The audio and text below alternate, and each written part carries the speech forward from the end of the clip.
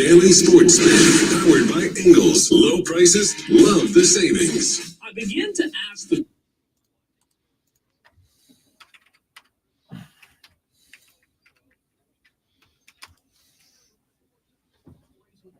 remaining, hung on for the win, his third victory of the season. There were 7 caution flags in the race. None came after the final 51 laps. Although McDowell came in second, Christopher Sherman third. Martin Truex Jr. was heading for a second-place finish, but ran out of gas in the final turns. The Atlanta Braves are in Baltimore Tuesday. I don't know if you pulled it, but I pulled the Drew Holiday, the misconception on him having some preference over Jason Tatum or Jaylen Brown.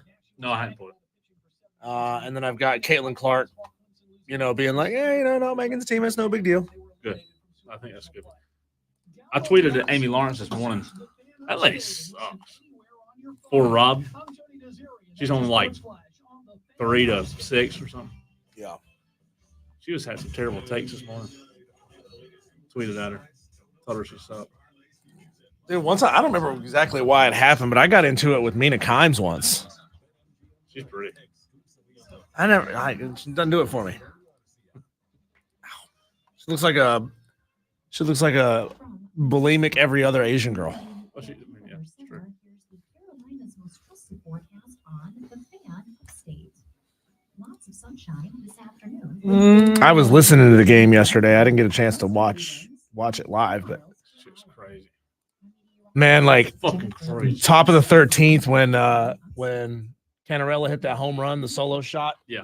Like Ashley was trying to listen to a fucking voicemail and her phone was connected to her speaker in her car. So I missed the home run because her phone kept trying to connect.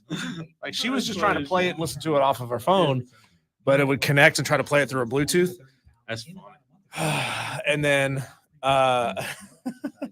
we finally got home, got in the door, and by the time it took me to get the TV on, open ESPN, navigate to the game, hit it, go to the right feed. Yeah. Florida had already hit the game winner. So I missed both.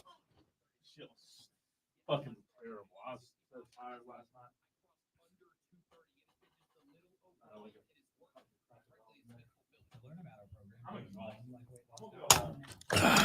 Okay. That's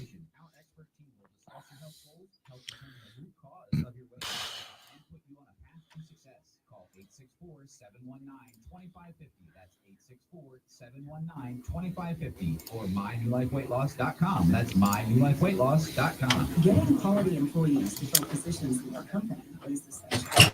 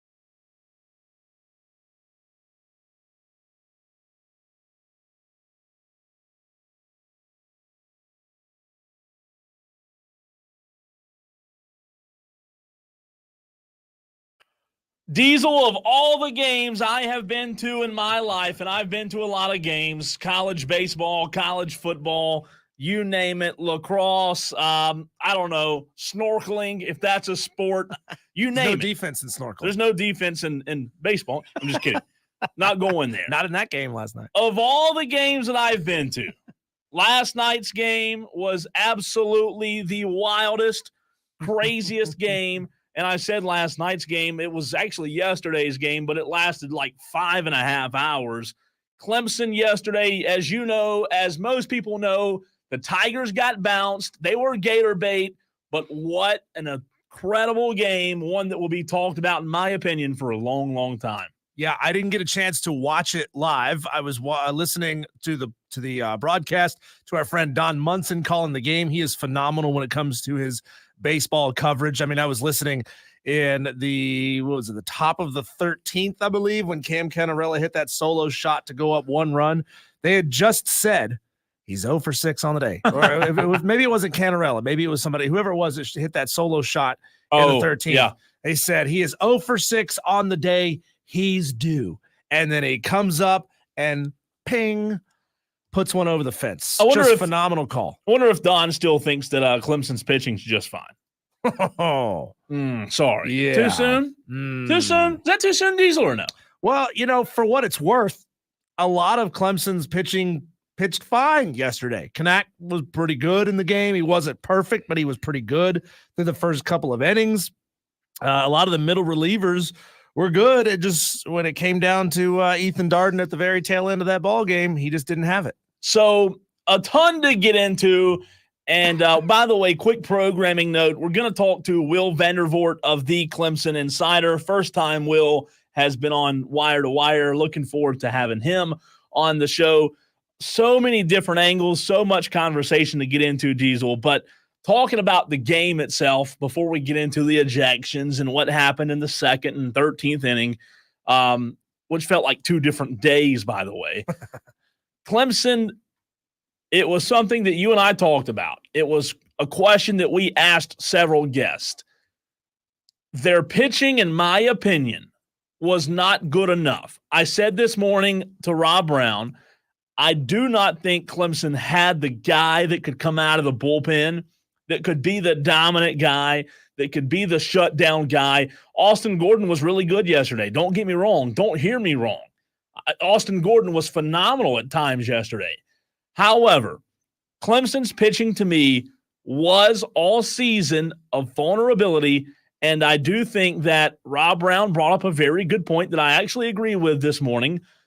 Florida Diesel played meaningful baseball down the stretch. Clemson did not. That's a big part of it. Yeah, that's something I'm definitely going to ask Will Vandervort about when we have him on at 4:20, Will from the Clemson Insider. I'm going to ask the question, why don't we have Clemson playing more out-of-conference games against top end of the AAC, top end of the Big 12, the SEC? I mean, Clemson plays that 3-game series every year against South Carolina. And over the past 2 seasons, they played 1 game each year against Georgia. That is not enough. That is not enough. You need to be playing your midweek games against SEC opponents, not against the USC upstates of the world, not against the Charlottes of the world. No offense to those programs, but when you need to be playing meaningful baseball down the stretch, you need to be playing meaningful baseball down the stretch. The difference for Florida was, and Kevin O'Sullivan talked about this last night in the post-game interview. The difference for them was they were a team, Diesel, that was, as we talked about, they were highly inconsistent during SEC play. Lost to South Carolina, never really had an identity. But one thing that I did take away from what Kevin O'Sullivan said last night was, look, when we started the season, we had a lot of holes. We had a lot of holes at the midpoint of the season. However, Florida Diesel continued to get better and better every single week of the season. And by the time the end of the season rolled around, they were one of the hotter teams. And a lot of people said, look, Florida doesn't deserve to get in. We talked about it on this show. You can argue that they didn't deserve to get in. However, being hot matters more than your entire resume in baseball. We've seen it with the Philadelphia Phillies and the MLB, with the Atlanta Braves, and now with the Florida Gators. I mean, we argued for College of Charleston over Florida, and Charleston played a phenomenal baseball season. They won 40-something games this year. But do we think Charleston was capable of putting up as many runs, putting up 11 runs against Clemson in the second game of a super regional? No. So as much as I hate to say it, as much as I pull for the little guy, having a team from a power conference that may have been not the best from that league is still better than having a team that, doesn't really stand a chance to advance to Omaha. So here's my take on Clemson this season. Before we get into the details of what happened, Diesel, I do not think Clemson was the dominant team that was being chased. What I mean by that is, like, in the 2 games against Florida, Clemson was the one chasing, right? They were the ones having to play keep up. When Florida scored, it was Clemson that had to play keep up. When Florida scored again and later in the ball game, Clemson had to tie it. And then the 9th inning, what seemed like to be the ball game, down to their final 2 outs, Cam Canarella goes heroic and ties the game. Once again, Clemson had a chase. When you win a national championship, Diesel, I'm not saying teams can't go on Cinderella runs, but you have to be dominant. Mm-hmm. And I don't think there was an area of baseball this year that Clemson was just pure dominant in. Well, and that's not a shot. Yeah, no, they had all the elements there, but they weren't putting it together game in and game out. I mean, you just look at the game yesterday. Clemson was scoring runs throughout the game, 3 in the 3rd, 1 in the 6th, 2 in the 8th, 3 in the 9th. So they were scoring throughout the game. 10 runs. 10 runs is going to win you most games in college baseball. Yes. Offensively. But the problem is you had Florida on the other side, and Florida hits a lot of home runs. Florida was putting the ball in the gap. And Florida just played cleaner baseball yesterday. They did. So as the game went on, listen, the fans yesterday, they were very edgy. It was one of the best, if not the best, college environments I've ever been in my entire life. And I really do mean that. We really, really need environments like that in this area more often. Yes, every year. I'm going to advocate until I'm done doing sports talk radio, that Clemson and South Carolina need to be playing more big-time out-of-conference matchups in baseball throughout the season. Again, stop playing the Presbyterians and the Belmonts in your midweek slate late in the season. Give me these environments. That's how you're going to grow college baseball. That's how if you can showcase these types of environments, and it sucks that Clemson lost this series if you're a Tiger fan. But where you won is that you showed off just an insane environment. You showed off, for lack of a better word, an SEC environment over this weekend. You showed off that you belong in that league. And hey, I don't know if baseball has anything to do with it, if it's a kicker down the road, kind of that last minute, that last little consideration. But if you can show that you're packing out 35,000 night in and night out, given this kind of environment for baseball, then it may help your case getting into that league. So much to take away from what happened. I will say this. I said this on Twitter yesterday. Diesel, I tried to be very, very fair to the officials. I really do. I have a lot of friends who are officials at high school and small colleges, and I really do try to be fair. However, as I said on Twitter yesterday ain't that day.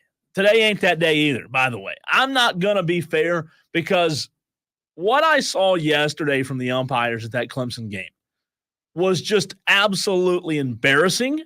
It was pitiful. It was a lot of me show. And I think that, am I saying the umpires cost Clemson the game? Absolutely not.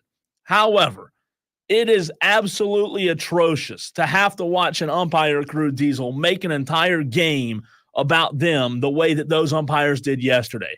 And the very last inning was not the beginning because, in the second inning, we had a Clemson player ejected.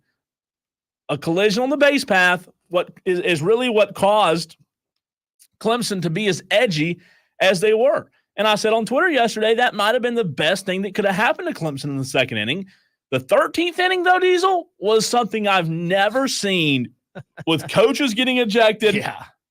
Alden Mathis, he hit the home run to go ahead. If you've seen the video, you saw it very clear. He slammed the bat down. He got a warning. At first, we thought he was ejected. Nobody Something, by the way, Jack Caglione did earlier in the game as well with no repercussion. Every game. He does no every repercussion whatsoever. Jack does it every game. He's like, I think he's one of those guys that has sort of that LeBron, MJ kind of thing to him where it's okay if they do it because people love to see it. You know, he's the star. You're not going to eject the star for doing it, but you'll eject the guy who's not the star. So he does have a little bit of that, like, star power because there were a lot of Clemson fans who booed him the entire time. Rightfully so, right? He's the enemy. He's the evil guy. But what I saw in the 13th inning with Bakich and Leggett getting tossed, Diesel, I don't have an explanation for.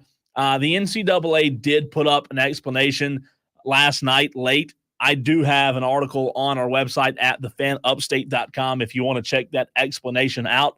It's rather lengthy, but you can check it out on our website. I understand the frustration why Jack Leggett was frustrated. Mathis threw his bat down. Clemson was leading, top of the 13th. Jack gets tossed. Bakich comes out. The video you've seen, I tweeted it out. It's all over the place. Diesel, this is where I want to park. This is where I want to – I'm not trying to stir up anything here, but here's where I want to ask a question because my Twitter the last 20 hours has been an absolute bleep show, right? It's been a bleep show from Clemson fans and South Carolina fans. The video that surfaced about Eric Bakich after he got tossed, he got his money's worth.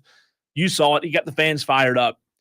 There's a lot of people who have caught my attention by saying things like Eric Bakich knew they were going to lose or else he wouldn't have done that. You ask yourself, if you have a chance to win that game, you're up 1 after that, right? You're up after the Mathis home run, you're up 1 run. Top of the 13th.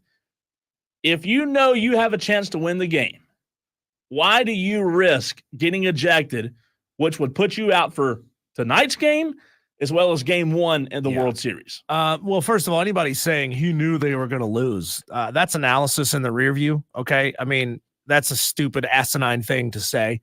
Like nobody knows they're going to lose, so they just go for broke. No, I mean, he let his emotions get the better of him.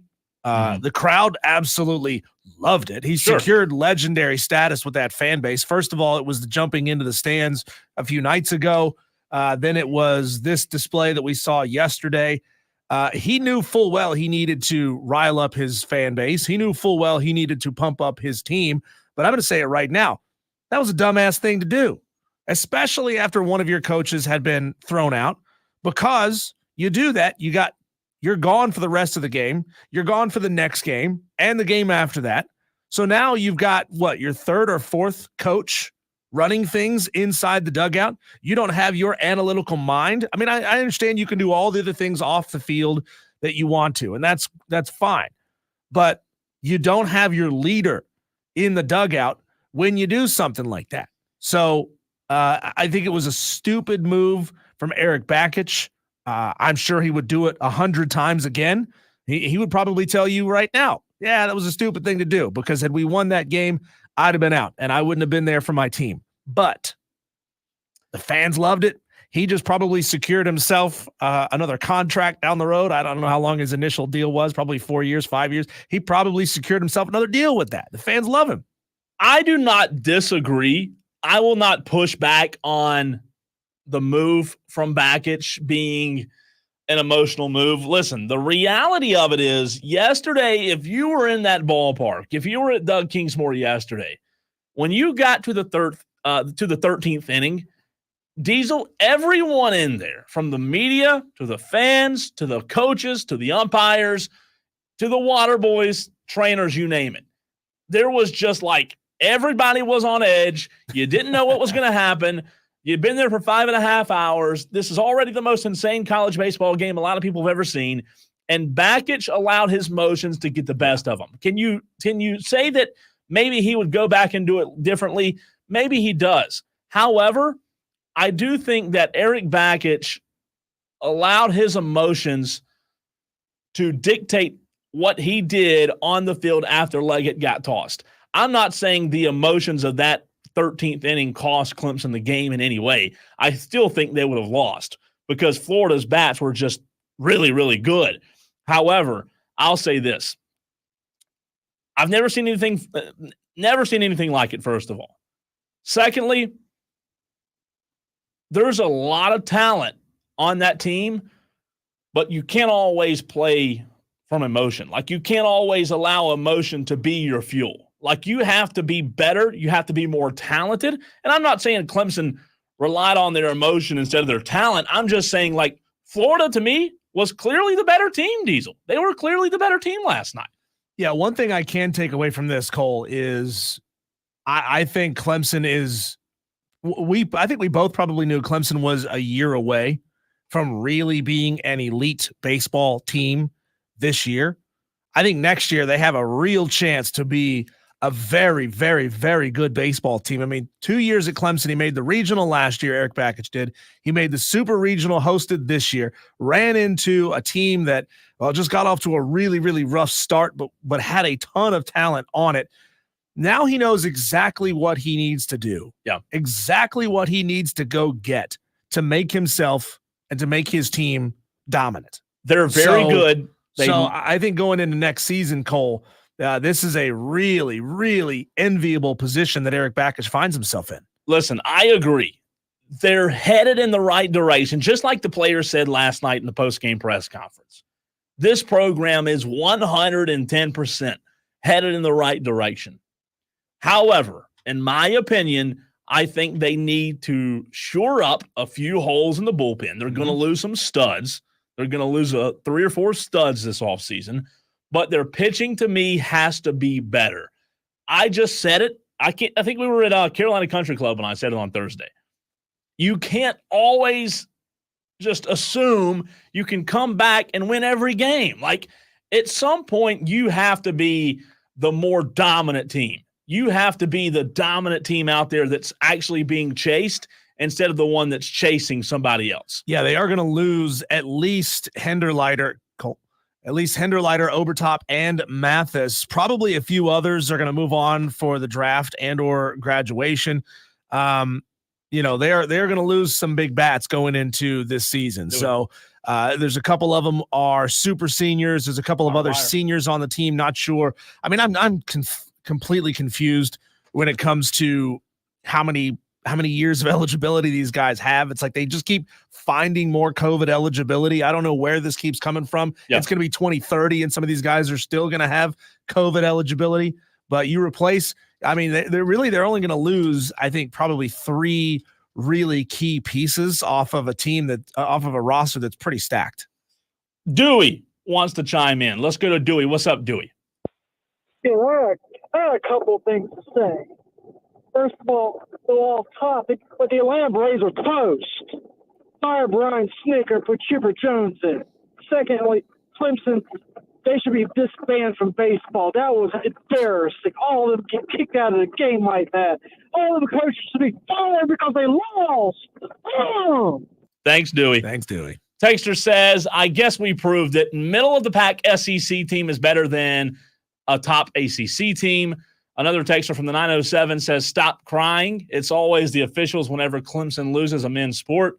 Texter from the 554, Clemson fans are always going to find something to cry about. The umps just made it easier for them. Am I a better Carolina fan that misses the natty days? Yes, but my point remains the same. Bunch of crybabies, says Jacob in Spartanburg. Hey, Jacob, we appreciate you at least calling yourself out for that as a bitter Gamecock fan. I like the honesty, Jacob. Yeah. To put a bow on it, and we'll get back to it a ton during this show, Sure. and with Will Vandervort, to put a bow on it, Clemson, an incredible season. I thought Florida was the better team. Florida's lineup, they're just dangerous, man. And they have the best player, arguably, in the country. And you saw what happened yesterday early when you pitched to them.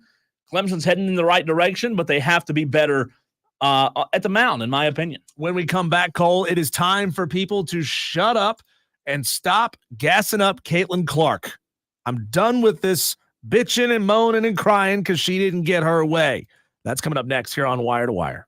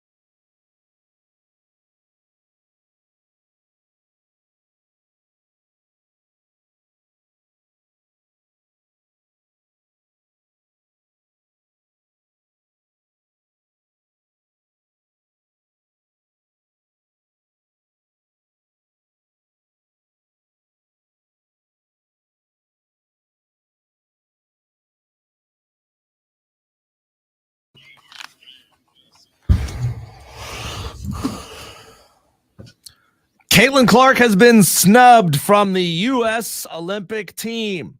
Big deal, little deal, or no deal? That's what I ask of you. Utolo 71307. Start your text with keyword fan or call us on the Renewal by Anderson of the Carolinas fan phone, 844-326-3663, especially if you have more to say than Dewey does when he calls in.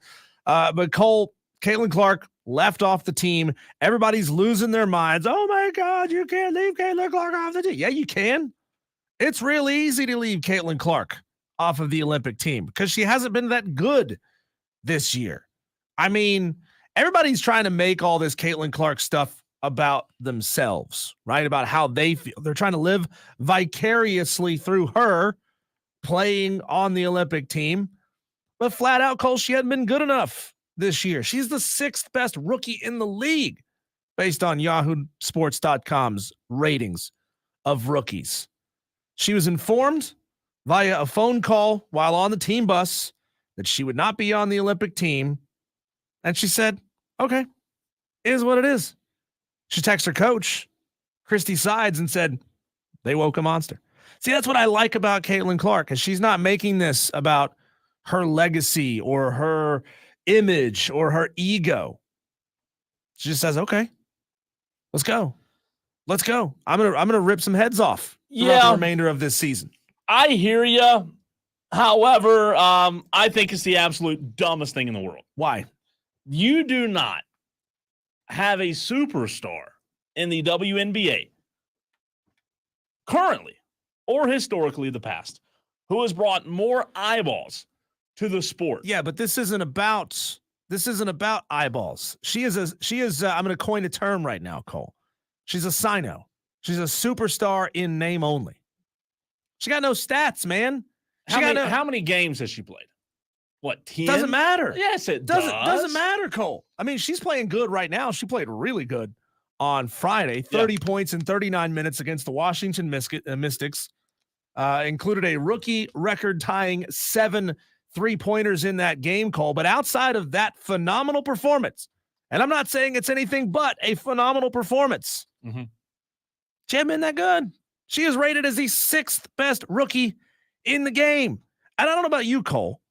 I was under the impression that in the Olympics, it's about winning golds. Now, it's not about drawing eyeballs. It's not about selling merchandise. It's about winning them medals. And she hasn't played good enough as a rookie to warrant being on that team. So what does she need to do next time in a 10-game span? Score 70 a game? Why do you think everybody who's a rookie who's just barely in this league deserves a spot on this team? See, that's my point. Clark. That's my point here, Cole. There's a lot of people who feel entitled for Caitlin Clark. Yeah, Caitlin's not entitled at all. She doesn't feel entitled at all. As a matter of fact, here's the audio of Caitlin Clark talking about being left off the team. Yeah, I think I'm excited for the girls that are on the team. I know it's the most competitive team in the world, and I know it could have gone either way of me being on the team, me not being on the team. So, I'm excited for them. I'm going to be rooting them on to win gold.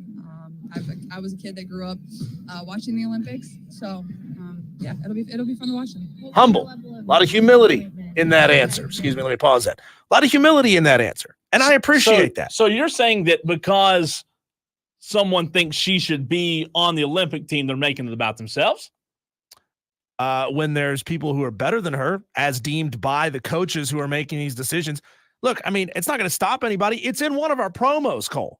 It's one of our promos that say, hey, you make $12.50 an hour. Yeah. But you think you know better than people making 10 times your salary. That's who we are, right? That's the people who listen to this show. And I'm here to tell you that you're all wrong. I'm here to tell you that you're wrong because Caitlin Clark hasn't done enough to be on the team that represents this country. I just don't think in the worldwide Olympics. I don't think it's fair though to judge her based on such a small sample. So you size. want to put somebody in there who by the numbers doesn't deserve to be there, and also say, well, her numbers don't really matter because she's got a small sample size. How many games? Like, aren't you supposed to prove it? Like, what happened to this country, Cole? This used to be a country of prove it. And sorry, timing is what timing is. If the Olympics were next year, Yeah. and she had a full year and change on the team, and she still wasn't good enough, well, we'd have a clear sample size. But we don't. We don't have a super strong sample size. But what we do have is a girl with an awful lot of star power. And I'm not taking that away from her. She has a ton of star power.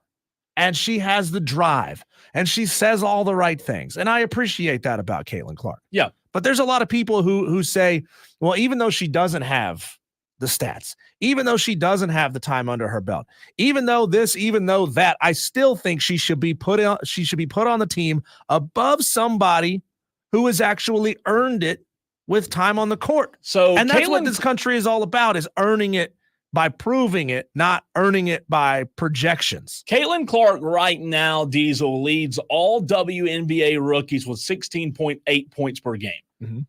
That's one stat. No. It's one stat. The goal is to score, right? Right. That's one stat.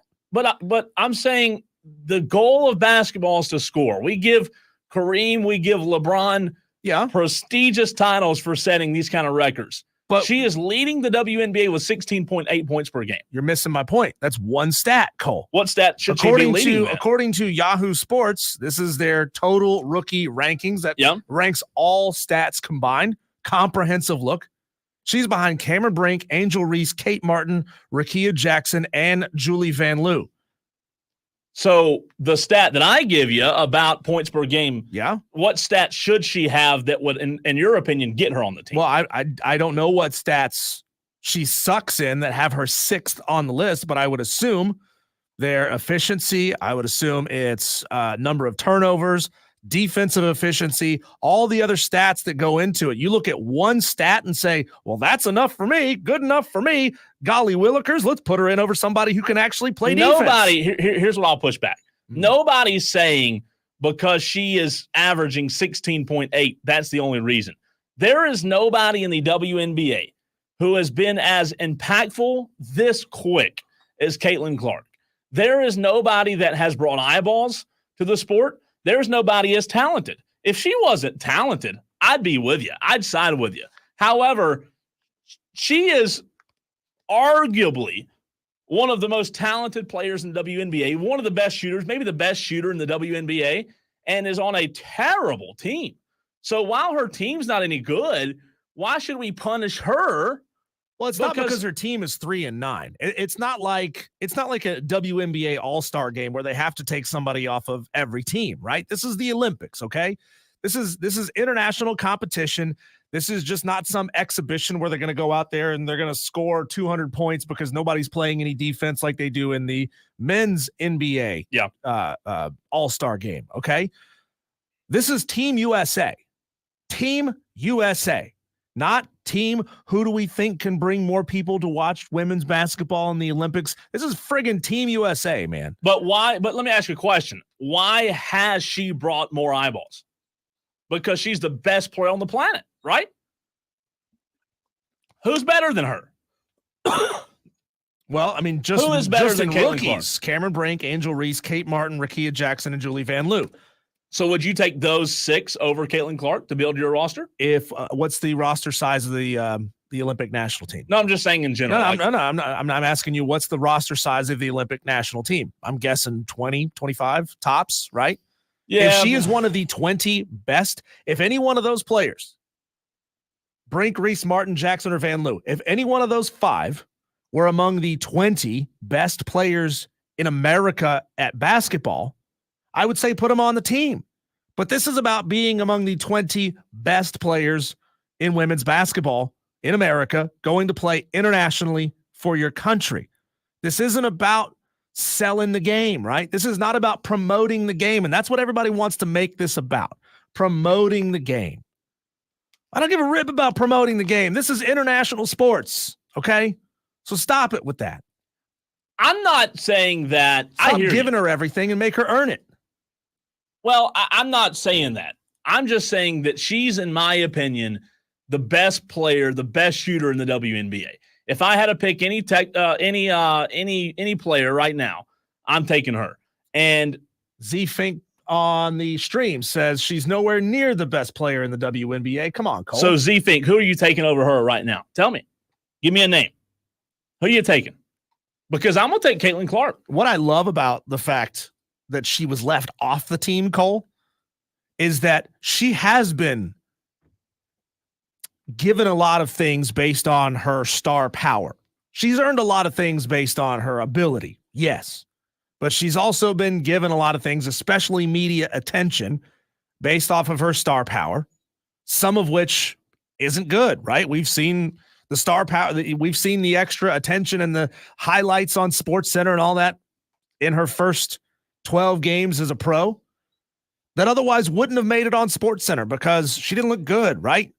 We're all watching her because she's so good and because she's struggling on a bad team. So I appreciate the fact that she texted her coach immediately after that and said they woke up a monster and then went out and dropped 30 in 39 minutes against the Mystics.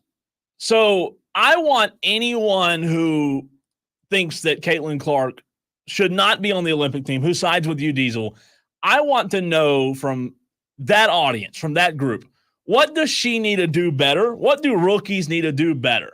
Like their first, 12 games in the WNBA as a rookie. I don't think there should be any NBA rookies on the All-Star team. Really? Are you telling me LeBron James? Let me finish. Let me finish. Are you telling me outside of the very, very, very few that any rookie should be playing with the best in the world? That's why we're getting our asses kicked in international play lately, because we're putting on star power teams. We're putting on fan-voted all-star teams. Have you not watched the last couple of Olympics, Cole? Our disappointing performances in men's basketball in the Olympics over the past couple of Olympic games? We're not dominating the way that we used to. So that's why I'm saying stop putting the rookie out there who's only got 12 games under her belt just because you think she's got some sort of star power and because you think she's better than what her record and what her stats says she is, and make them go out and earn it. I've never said one time that she's got in because of her star power. I said she's the best player on the planet. I'm telling you, if you based had a on pick, what? Based on you watched her? Based on projection, based on your opinion of what she could be, No. Because that's where most of our conversations go these days, Cole. It's not about what have they actually done. It's about potential. What could they do? I don't give a rip about somebody's potential. Give me actual results. So Asia Wilson, let's say that the guy on the stream who said Asia Wilson's better. Has Asia Wilson been in the NBA the same time length that Caitlin Clark has? I'm waiting for an answer from anybody. No. She's had time. Do you think Asia Wilson in her first 12 games led the WNBA in all these categories? So you're making my argument for me is Asia No. Wilson has had time and she has proven it I'm over her telling time in the you league. That Asia Wilson has proven her time because she's had more time. You can't say Caitlin Clark didn't deserve it because, she's star power and we just hand her everything. I'm saying that she absolutely has earned it based on what she's done to this point. She was the greatest college player that I've ever seen. She broke every stat imaginable. I just think that when you talk about Olympics, best players on the planet, you think about women's basketball. Best players on the planet, and Caitlin Clark isn't on the list? Are you kidding me? If this was the way Olympic teams used to be constructed, when it was amateurs, when professionals weren't allowed to play in the Olympics, absolutely. Before she started playing in the WNBA, if this had taken place between her leaving Iowa and her joining a WNBA team, I'd say absolutely, because she is one of the best amateurs in the world. But she hasn't yet proven, since now we can put professionals in the Olympics, she hasn't proven to me that she's one of the 20 best pros in the league. Part of it may just be a victim of circumstance, right? The fact that she's only had 12 games, the fact that she's on one of the worst teams in the league. Sorry, that's the way the WNBA draft is set up. Yeah. The best players go to the worst teams. But I would rather have somebody on my team playing in international play who has had more of a sample size to prove it. I would rather have a winner. I'd rather have somebody that can but what shoot if you the can have a lights winner out? and someone who's proven it? You can have both. Caitlin Clark is one of those things. She's a winner in college, but she hasn't yet proven it in the pros. I'm saying give me the 20 best pros who have also proven it. I just don't think I hear you. It's hard for me to say, well, you haven't proven it, Caitlin. Caitlin, look at me and say, well, I've only been in the league for 12 games. I know, but you hadn't proven it. You got to do more. Again, I appreciate the fact that Caitlin Clark is so humble about this. She's not out there saying, this is BS. I should be on this team. Blah, blah, blah. That's not who she is. No, she's not. And I appreciate that about her. She should be, though. Texter says, Cole, your opinion's based on her page and star power. I just said, Texter from the 813. By the way, appreciate you listening. That she was arguably the best college basketball player I've ever seen at the women's level. Not arguably, she was. She set almost every record she could. And she's been in the NBA, Texter, for what, 9-3? Is that right? Are they 3-9? Yeah. So she's been 12 games in the WNBA. Texter, I'm not going to say that my opinion is based on her star power. My opinion's based on that she is freaking talented.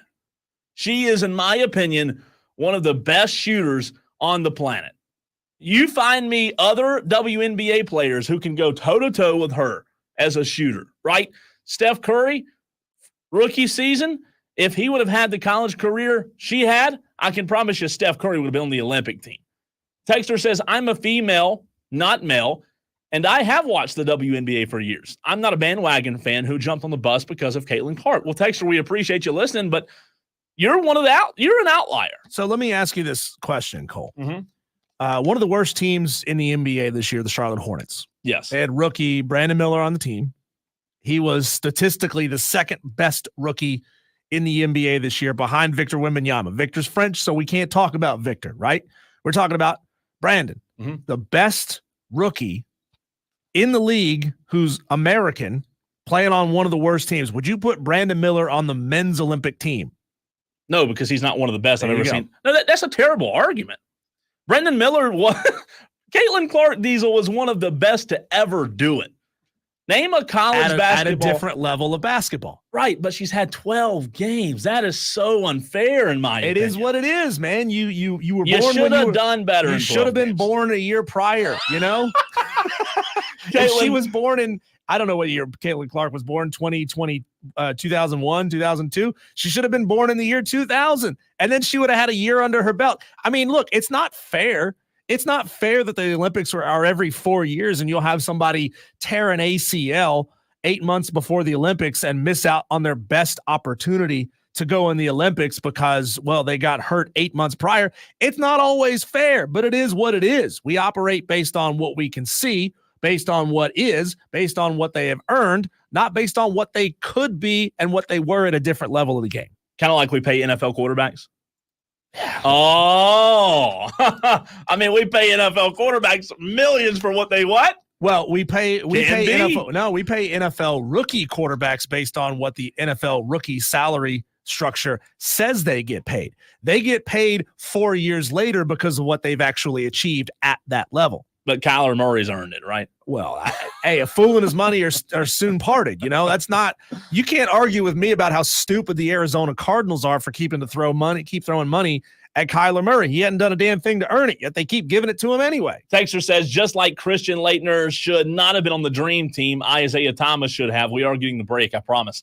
Texter says from the 504, Clark is good, but I'm taking Asia Wilson over her. Well, Texter, I disagree. If I'm having to pick a player to start a franchise with, I'm taking Caitlin. So if there's 20 players on the women's international team, yeah, and Asia Wilson is number 20 and Caitlin Clark is number 21, are you telling me that you're putting Caitlin Clark on that team because of her potential and because of her star power over Asia Wilson? She's not 20, though. That's not my point. I'm asking you the question. Whether it's Asia Wilson or Asia's like top five. Easy. Okay. Well, I'm just making up a name here. That's not really the point of the argument. The point is not to argue Asia Wilson. My point is, if Asia Wilson was the 20th best player on that team, ranked by USA Women's Basketball as the 20th best player, would you sit her, leave her at home, and take Caitlin Clark on the trip?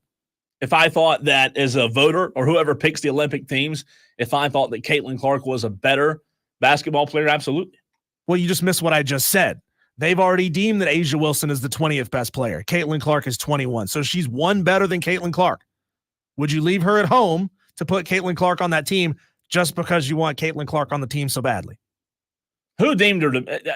USA women's basketball. but They're US the ones who no. build the roster. But I'm saying that's a dumb question. That's like saying if I rank this restaurant second, am I ever going to choose this restaurant over my first restaurant? No, because I ranked it second. They're the ones that choose the roster, so they're not going to change their opinion. If the people who make up the Michelin 5-star restaurant ratings list, right? It's not one person.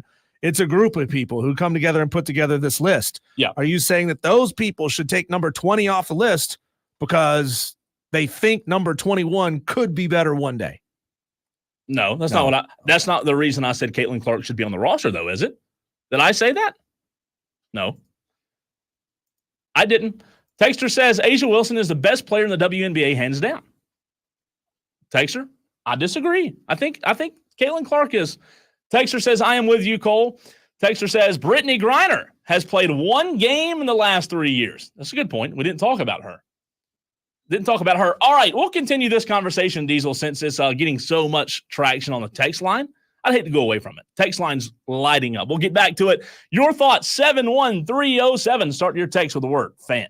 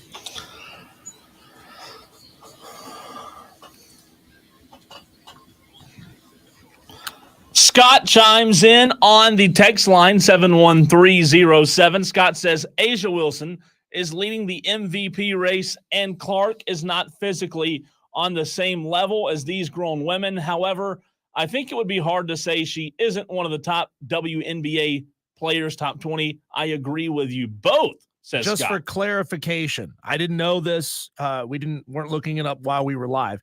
It's only a 12-player roster. So are you saying that Caitlin Clark is among one of the 12 best American basketball players? Absolutely. I think she's top 5. 12. Yeah. I think she's top 5. They are top 5. Wow. Easily.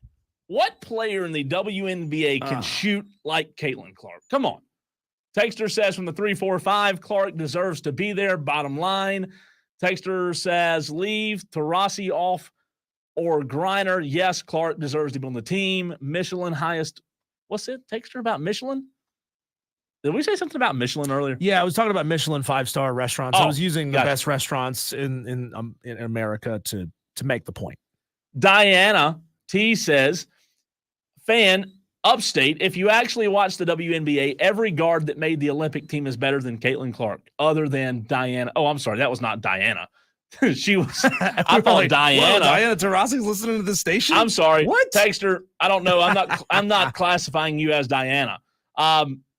Listen, I do watch the WNBA very limited because I think it's boring outside of Caitlin Clark. I don't know why all of a sudden we're acting like the WNBA is even relevant without Caitlin Clark. But throw her off the team. Throw her in jail. She doesn't deserve to be on. You know what?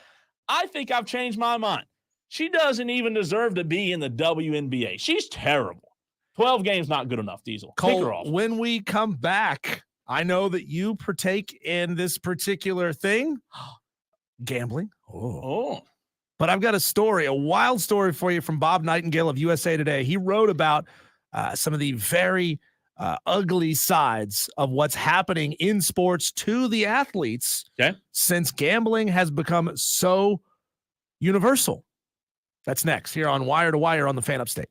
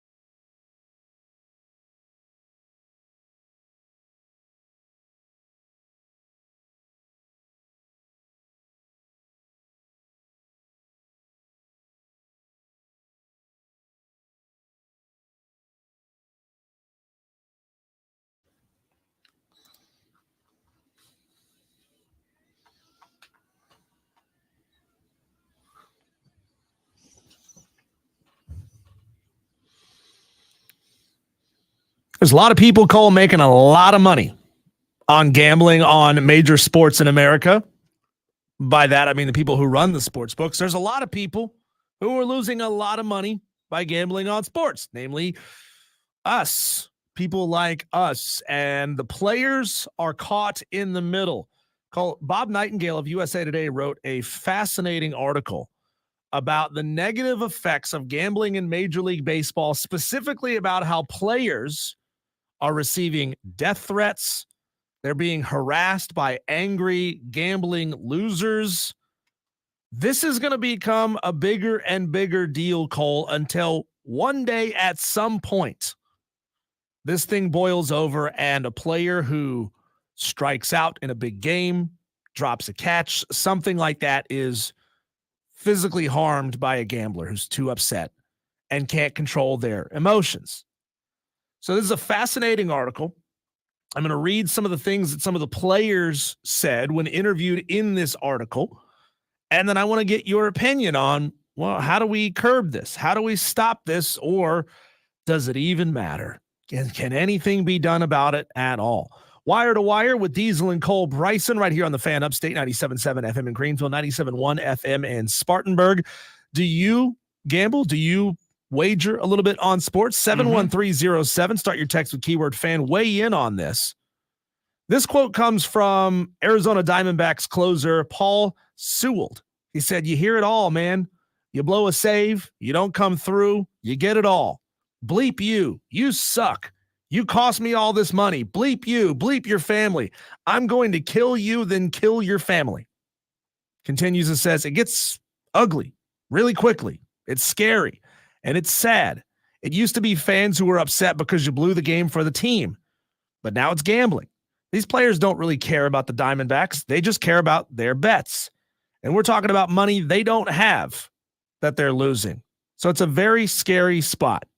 One Major League Baseball manager told USA Today Sports that he had received death threats delivered directly to his home, requiring police protection.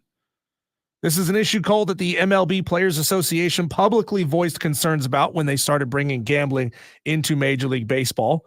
They negotiated what might be one of the most feckless things I've ever heard, Amendment 61 to the CBA, which requires teams to be proactive in curbing fans' aggressive behavior towards players. Here's what Amendment 61 says, quote, "Clubs shall include in their fan policies a prohibition against betting-related abusive fan speech and behavior that is directed at players, players' family members, club personnel, and umpires. Players, coaches, and umps now even have, Cole, a safety hotline to report any threats that they're getting." This is ugly. This is the ugly side of betting. People who lose money on real-life individuals playing a game and then feel like they have the right to take it out on those players because they lost money that they couldn't afford to lose. No, it's a sad reality. There are so many fans that call themselves fans that aren't really fans of the team. The reality of it is the way that gambling has engulfed so many people, it has not become just something you do for fun with a little bit of money. It has now become something that people are using to try to increase their income with. And gambling was not designed. They look at it as a side hustle. Gambling was not designed to do that.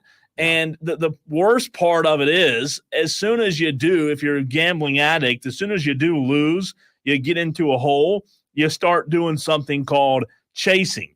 And it's a very bad problem. And the reality of it is, no, it's not healthy in any way. There are a lot of people who chase and chase and chase till they can't chase anymore. Yeah. And then all of a sudden, Diesel, they're losing their car, they're losing their house, they're losing it's insane how much money's being put on it. Isn't it funny when you hear a 60-second gambling commercial and almost half of it are the super sped up disclaimers of, do you have a gambling addiction? Here's how you get out of it. If you're in this state, call this number. If you're in this state, call that number. I mean, look at anything, Cole. Anything where over half of the advertisement for it is, you really shouldn't do this. And if you do this and it's negatively affecting you, here's how you get out of it. should automatically throw up a red flag to a lot of people, but they don't. It's not happening. People are getting into this more and more because they think of it as harmless fun, as a way to add some enjoyment to the game. And for a lot of people, it is. I'm not saying that everybody who gambles on sports takes it to the level of some of the players and the fans that are talked about in this article. They relayed from a player that when he's in the on-deck circle, he has fans yelling at him, "You better hit a home run. I got money riding on you. Yeah. Hit a double, hit a triple. It's on my parlay card." One player said that he had even had fans find his Venmo account and request money from him to cover their gambling losses. And that's apparently a pretty common thing.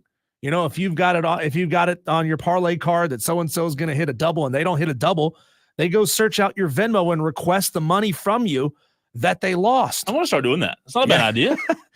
So this is when it got really, really scary, Cole. In 2021, a 24-year-old gambler named Benjamin Tucker Patz pled guilty for sending a string of social media messages to 4 players on the Tampa Bay Rays and 1 player on the White Sox after a 2019 game that the Rays lost.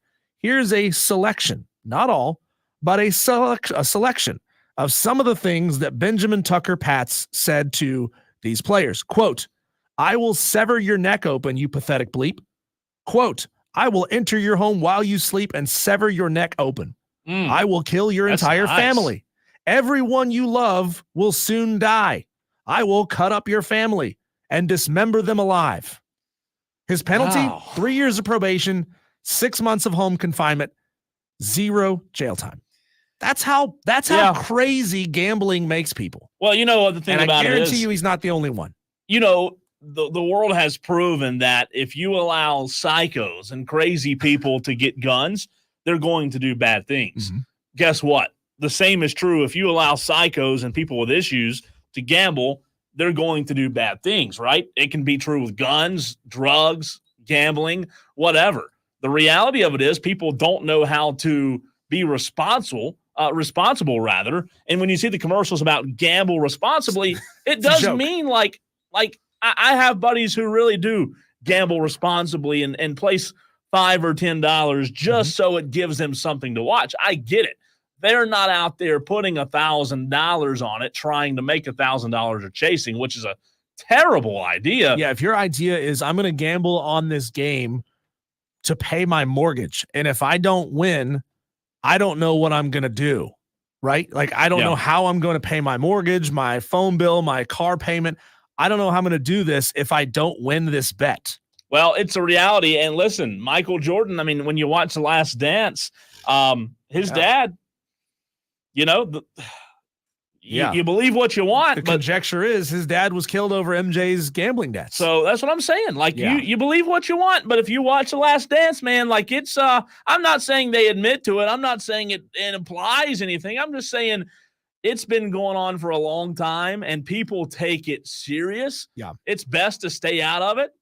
So again, they put a policy in place that says the clubs have to tell their fans to gamble responsibly and to not take it so seriously. It's like putting in the fine print on the back of a ticket, right? That you're not allowed to go out onto the field. Fans are prohibited from certain areas, yet they're going to do it anyway, right? They're going to do it because they want to do it. There is one restriction, again, Cole, that I think is completely feckless, doesn't actually do anything, but clubs are restricted from placing any betting information, that would be player props, over-unders, things like that, on their scoreboards during games. But I'd be willing to bet, Cole, that if DraftKings or whoever threw enough money at Major League Baseball, they would start putting these things up on the screen and you would have live gambling. See, people have forgotten how to enjoy the game for the game. Yeah. And they've made everything about the game what it is they're gambling on the game. Well, the reality of it is, Diesel, the gambling companies and these leagues, while they'll never admit it publicly, they're thankful for it. They're happy that people are psycho about this because it drives the revenue up, and it absolutely just helps it helps a lot of economy. I'm not saying it's right, but it helps a lot of economies. It really is. Yeah, I mean, I just wonder how far does this have to go, Cole, before a major league, not Major League Baseball, but they are included in that list, before a major sports league says, you know what, that's enough. Does a star player have to get murdered after a game because a crazy fan, went after him because he scored 28 points when that guy had 30 on his parlay card? I mean, is that what it's going to take?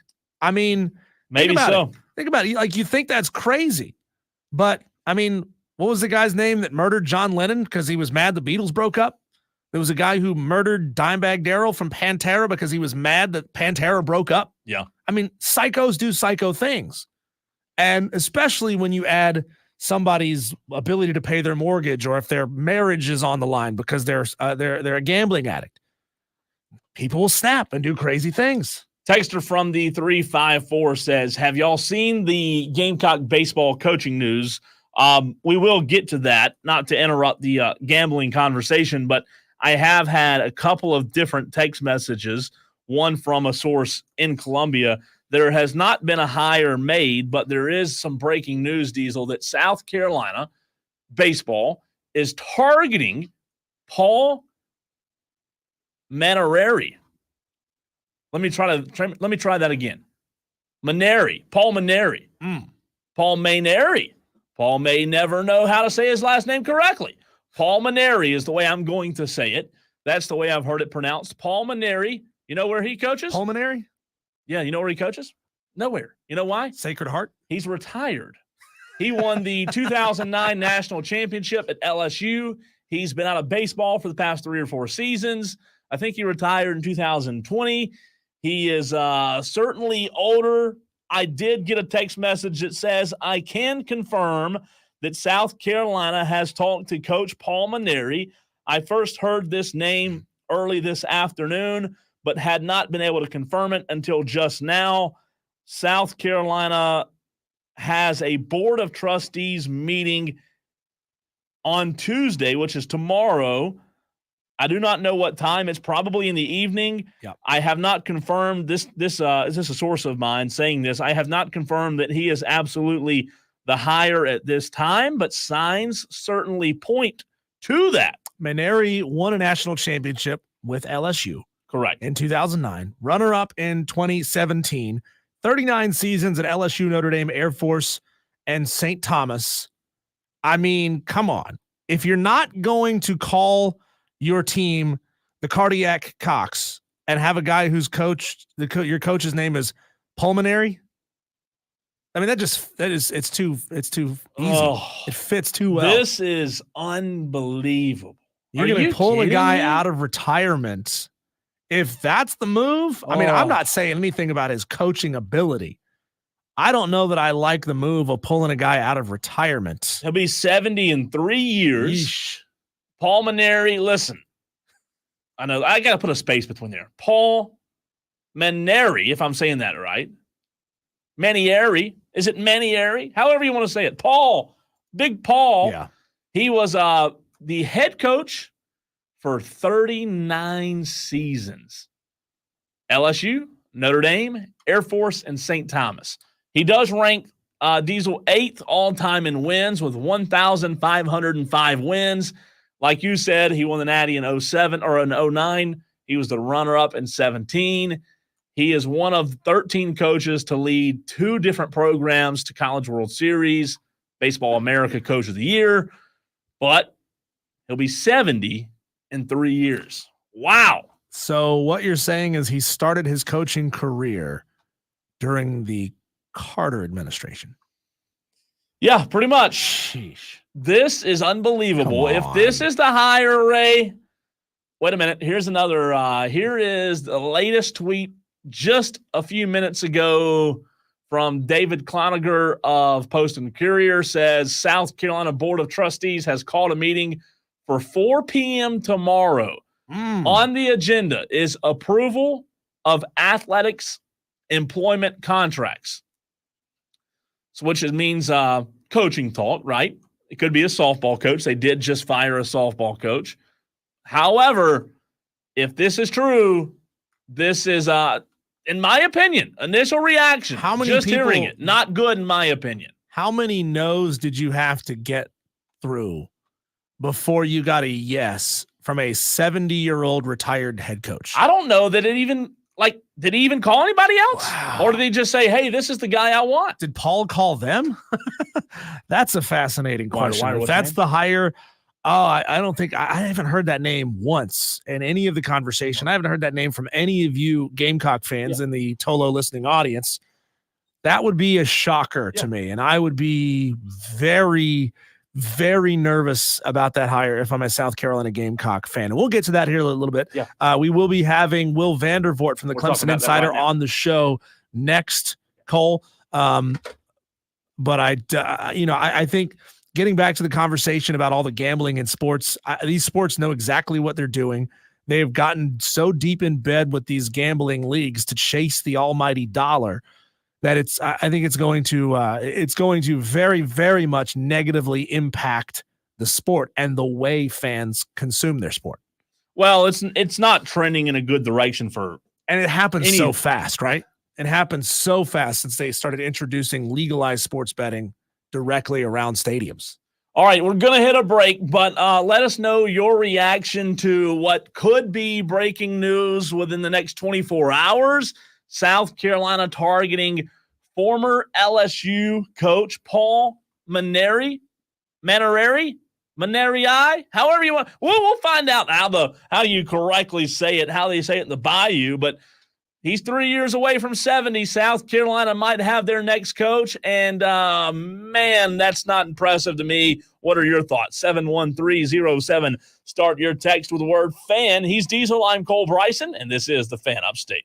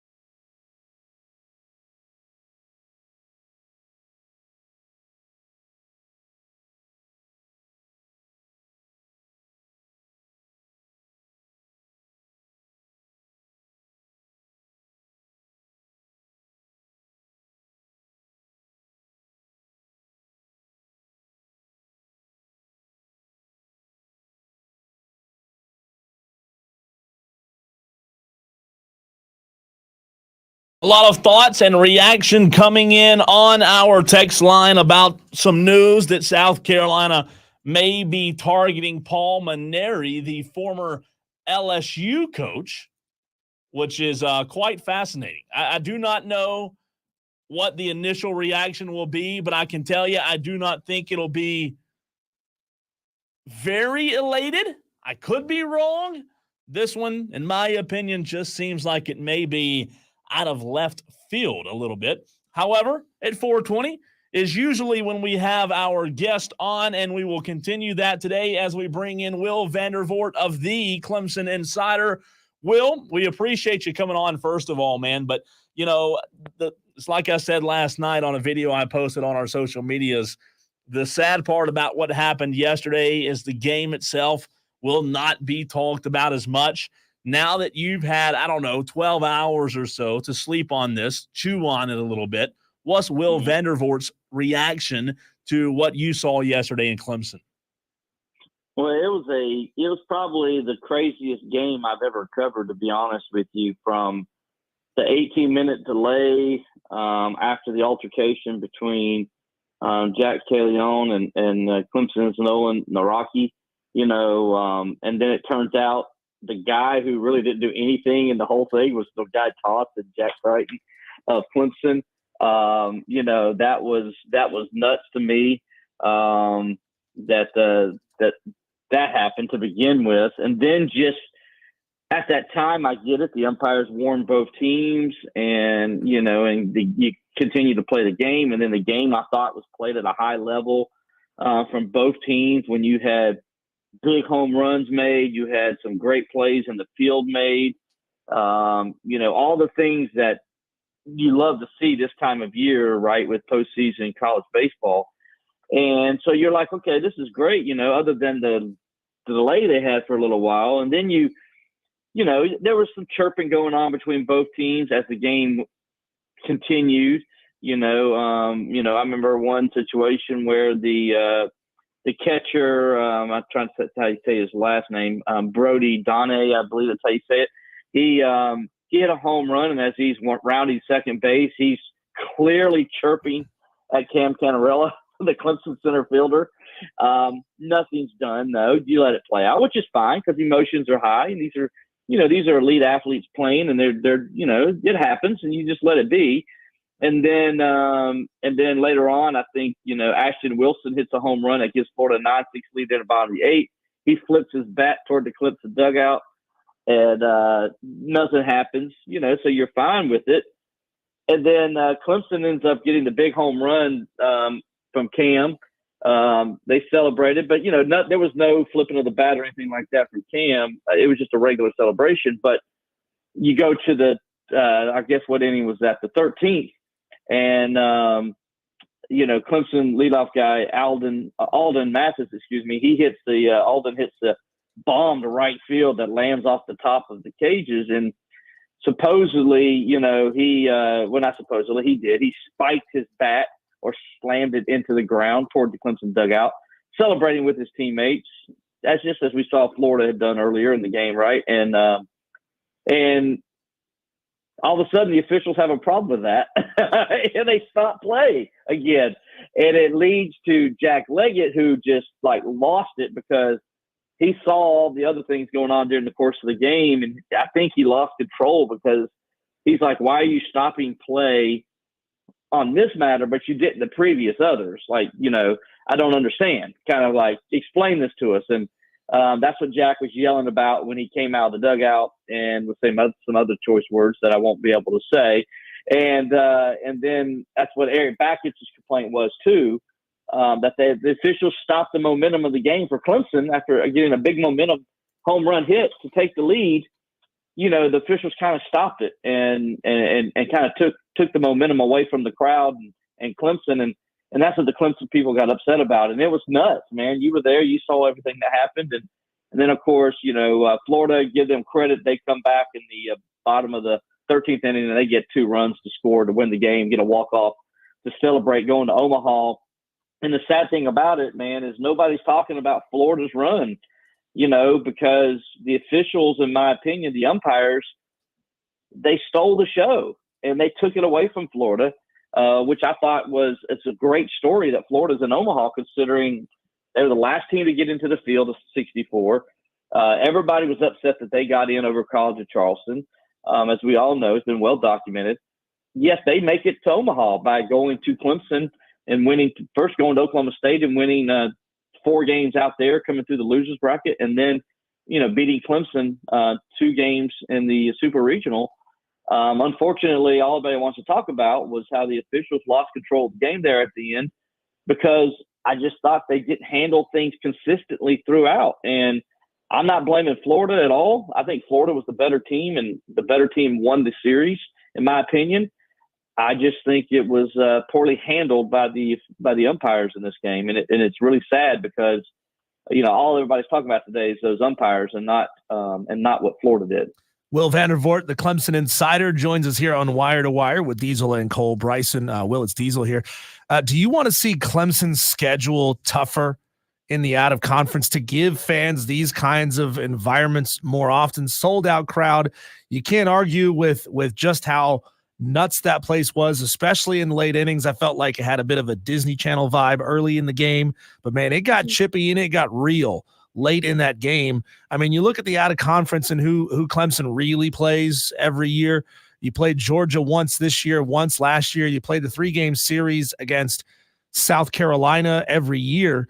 But would you want to see Clemson scheduling Florida and Tennessee and teams like that more often so that they can have environments like this? I mean, it's way better than the environment you're going to have than hosting USC Upstate. No disrespect to them. But shouldn't we see this more often? Well, first of all, Clemson and Georgia generally play a 3-game series every year. That is just the last couple of years, because of conference scheduling, they've had to just do it this way to try to get 1 game in. So Georgia, they've either played a home and home or they've played a 3-game series during the course of the season. So Clemson and Georgia have always been, they've played for the most part almost every year. And then, I mean, when you look at Clemson's non-conference schedule, it was like one of the toughest non-conference schedules in the country this year. So I don't know if you want to play any harder than what they've already done, because you still got to play in the ACC. And the ACC is no slouch either. If NC State wins today, you're going to have 4 ACC teams and 4 SEC teams in the College World Series, and that's what it's been like all year. Those 2 conferences have dominated. So, I think Clemson's fine with their non-conference schedule. Next year, they did up it a little bit because they're going out to Texas and playing in that opening series out there in Arlington, where they'll play, I believe, 3 or 4 games over there. So that came out a couple weeks ago before the season ended. That's how they'll open the season. Of course, they're going to go open it without Eric Bakich or Jack Crichton playing, because Crichton's going to be suspended for 1 game and Eric Bakich will be suspended for 2 games for that. So, so they won't be able to go out there. They won't be full deck for those first couple games. No, I'm fine with what Clemson's baseball schedule is. Clemson generally always plays a tough non-conference baseball schedule. And they're going to play the USC Upstate. But let's remember, USC Upstate's a pretty darn good baseball team. They beat Clemson and South Carolina on a regular basis. It's not like and Coastal Carolina. I mean, it's not like they're chopped liver or anything. So they sometimes have a high RPI when they play Clemson and things of that nature. Now, and so I think for the most part, Clemson's non-conference schedule's fine, because you got to weigh in. You're going to play a very difficult conference schedule too. And remember, going into non-conference schedule, Clemson was number 2 in the RPI. I mean, going into the conference season, Clemson was number 2 in the RPI because they played a very difficult non-conference schedule. I think they played Kansas State this year, who went on to the Super Regionals. That was a game Clemson hosted earlier this year as well. So, yeah, I think they're fine with what they got. Will Vandervort of the Clemson Insider. You can follow him on Twitter at SteelerWill. Will, the only critique that I had of Clemson in the first segment of the show today was their pitching. I'm not saying you have to go out there and shut out the best lineups in the nation, but I want to hear your thoughts on what seemed to be like a team that had to chase a lot down the stretch. It didn't really seem like Clemson was the one getting chased yesterday, and in the first game with Florida, it seemed like Clemson was the one that was doing the chasing, in my opinion, because of the arms and just how dangerous Florida's lineup was. Well, Clemson's been chasing all year. I mean, that's why they've rallied 25 times to win this season. I mean, that's been this team, and that's, we knew that going into the season that their pitching wasn't to that level that it needs to be, maybe to win a national championship or something like that. But their hitting was, and so that was what's going to carry the team, and that did all year long. I can only remember one game where Clemson didn't really hit the ball very well, all season, and that was early in the season, and that was more because they just didn't play well that day in an early season loss. But other than that, I think it's very rarely you saw Clemson not produce runs and get a lot of hits in a game. And like I said, they came back 25 times this season. The pitching is the issue, or was the issue all season long. Besides Aiden Canuck, they didn't get very much out of their other two weekend starters as far as going long ways into the game, getting into the 6th or 7th inning like you need. Canuck was the only one who was consistently able to do that.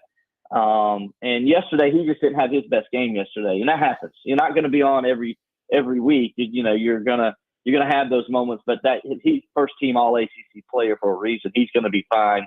He went 5-1 this season as a true freshman, starting on the weekend rotation. There's not many guys that have done that, and to let people understand how rare that is, that he's a first team All ACC pitcher. Clemson has not had a first team All ACC pitcher as a true freshman since 1997. So that puts a little perspective on how rare that is, or how good he is. And what you got to do is you hope Tristan Smith can, get healthier and start showing some consistency, which I thought he pitched okay for the most part in game one. It's just that one inning, it got away from him. But you hope he gets better. And then you got to find a third guy. And that's where Clemson has really struggled, is finding that third piece where they can have three solid starters on the weekend. Because what they've done is they taxed their bullpen. And, nobody wants to tax their bullpen. And Clemson had to start taxing their bullpen in the 5th inning of game one. And then Canuck didn't really have it, and they had to bring in somebody by the 5th inning in game two. So that's where the problems lied all weekend, and that's where it's lied all season for them, is they just haven't got the starting pitching that they needed. Well, there's a handful of guys on this roster who are seniors and graduates, Hinderleiter, Obertop, Mathis, guys like them that could very well possibly be on the move for draft graduation.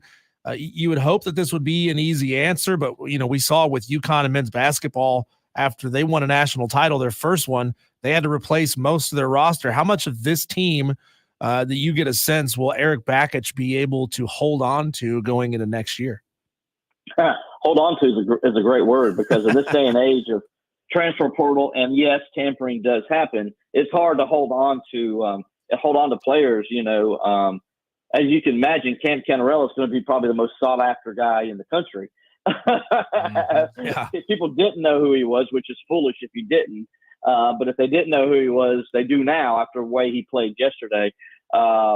So that's going to be the key, is to try to bring back the nucleus of this team. Like you mentioned, they're going to lose guys like Jacob Hinderleiter. They're going to lose a guy like Alden Mathis, Blake Wright. Those are guys, Jimmy Obertop. Those are guys that are just gone because they've used all their eligibility. So, and then you got a couple other guys like an Austin Gordon who's can come back next year, but he's probably going to be drafted high, maybe in the first 10 rounds. And what does he do? If it's me, if I'm him, I probably go pro if that happens, because there's a lot of money there, right? And, so there's some questions that, they're going to have to answer here in the next couple of weeks, and they're going to lose some people. What you hope is that guys like Cam Canarello and Jaron Purify, that those guys come back, and Aiden Canuck, you hope those guys are coming back, because they were all big freshmen. When you look at how Eric Bakich has recruited and the freshmen he's brought in, Cam Canarello was his guy. He was a true freshman All-American last year, first team All-ACC, the year before. And then, this year he gets Aiden Canuck, who's going to be a freshman All-American and first team All-ACC. And you got a Jaron Purify, who's got potential to be a superstar, I think, in his own right. Those are guys Bakich has brought in as true freshmen, and look how good they are and how they, went over and, how they have progressed throughout the season and gotten better. in their freshman season with Canarello to sophomore season now this year to now those other guys who were true freshmen and what they did. And you look at a guy like, Jacob McGovern, the pitcher who came in and shut Florida down after that fifth inning in game one, he's another guy, true freshman this year that they developed really well. So I think, Eric recruits well. And so we'll see what he can do there. And then also what pieces does he bring in the transfer portal? He went to the transfer portal last year and got some pretty good guys like Jacob Himmelreiter, like Andrew Schufo, who got injured towards ACL early in the year, but he was having a good year before he tore his ACL. So he's brought in some good guys from the portal as well. So how well does he do? And you got to imagine after what happened in the bottom of the 13th or the top of the 13th yesterday, there's going to be a lot of people that want to play for Eric Bakich, that's for sure. Will Vandervort of the Clemson Insider. Will, my last question for you. It seemed as if South Carolina Gamecock fans came out of hibernation last night around, 7:15 or so. Is there any argument in your mind who really is the premier baseball program in this state at this very moment? I don't know if I can answer that. It depends on who you ask. If you're asking a guy that's wearing a Clemson T-shirt, he's going to say Clemson. If you're asking a guy who's wearing a Gamecock T-shirt, he's going to say Carolina. I think right now you give Clemson the edge because Clemson has bragging rights, right? They beat them They beat them this year. They swept them, and so by that you go ahead and say Clemson right now is the program, and Clemson's got a program that's was just 2 games from Omaha this year, where South Carolina now is replacing the head coach and starting over. So you say Clemson's ahead. I wouldn't say Clemson is a superior program by any stretch, because I think South Carolina has the pieces in place where whoever they bring in to be their head coach is going to be able to be successful and probably, like Clemson, be able to do it fast, like Bakich has done here at Clemson. So they're both elite baseball programs. They have been for decades, and that's going to continue to be the case. It's the best college baseball rivalry in the country. It's no argument. And, I look forward to see how it's going to be in the future. These two play baseball at a high level as good as anybody, and they both got the numbers to back it up with a number of College World Series appearances. South Carolina's won 2 national championships, and they can brag. Both teams can. Clemson's been the premier team in the ACC for decades since the conference started in baseball, and that's still the case. And as far as number of championships and things of that nature, and South Carolina has dominated baseball for a long time and has been one of the top teams in the country for a long time. So, I'm not going to get an argument who's better. I just say right now, you say Clemson owns the bragging rights, and that's where it stands. Well, I don't think any of us want to see, college baseball, the balls be deadened or the bats be deadened. As much as it raises people's blood pressure, a lot of home runs is really exciting. It makes college baseball an awful lot of fun. But, one thing that I think we might be seeing eventually, we're seeing it coming towards Major League Baseball. We're seeing it in minor league baseball. Robo umpires. I'm thinking back to the really 2 bad called strikes against Ty Olenchuk, and I think that was in the 8th or the 9th inning. I mean, these are 2 pitches that he thought both were ball 4, and he was dropping his bat, trotting off to first base. Both of them called strikes. Are you in favor of bringing robo umps to college baseball? I'm not, and let's also not forget that the Florida player was awarded a base after a foul ball hit off his leg. I believe that was it, right? So. You had that happen too. I'm not, because I'll tell you guys, I'm not in favor of instant replay. I hate it personally, because it seems like instant replay, it's far from instant, right? 40%, well, that, and 40% of the time they get it wrong. It may be lower than that, but it seems like it's 40% of the time, so I'm like, if you're going to be horrible at it, why have it? Right. And so I feel this way too. It's like, we don't need to bring the human element of the game. What happened last night is what makes it fun. It's what makes sports fun. If we take that away, it's not as fun. You take that element out, and then, what happens if there's a glitch in the computer? Because it can happen. Computers definitely aren't. Who runs computers, guys? As I always tell everybody, there's got to be somebody that's got to plug it into the wall. It's got to have power. And so there's always a chance things can mess up. Humans are going to mess things up at some point anyway. Why not just keep it the way it is and just let that element play its role? So I've always felt that way. And like I said, if they could get rid of instant replay in the NFL and in college football, I would be probably the happiest person in the world. To be honest with you. Great stuff. Yeah. Today, Will, we appreciate you hopping on, and good to see you yesterday. And hope you can jump on with us again very soon in the future. Yeah, guys, I appreciate you having me, man. Thanks, Anytime, Will. just give me a holler. Absolutely. That is Will Vandervort of the Clemson Insider. A lot to react to, Diesel, from what he said yesterday's game. Obviously, we led the show with it, but we will get back to it, I'm sure, today. Yeah, sad to see his team lose, but, man, that guy can be chipper about anything. And real quick, I am seeing more and more reports that South Carolina may be closing in on the next baseball coach. Cole, when we come back, as we have, we're going to have a very short segment on the other side. I want to ask you, Cole, what's a sport? And I use that term loosely because you all know my definition of sport. What sport is just too nerdy for you to compete in? I got one for you coming up next on the Fan Upstate.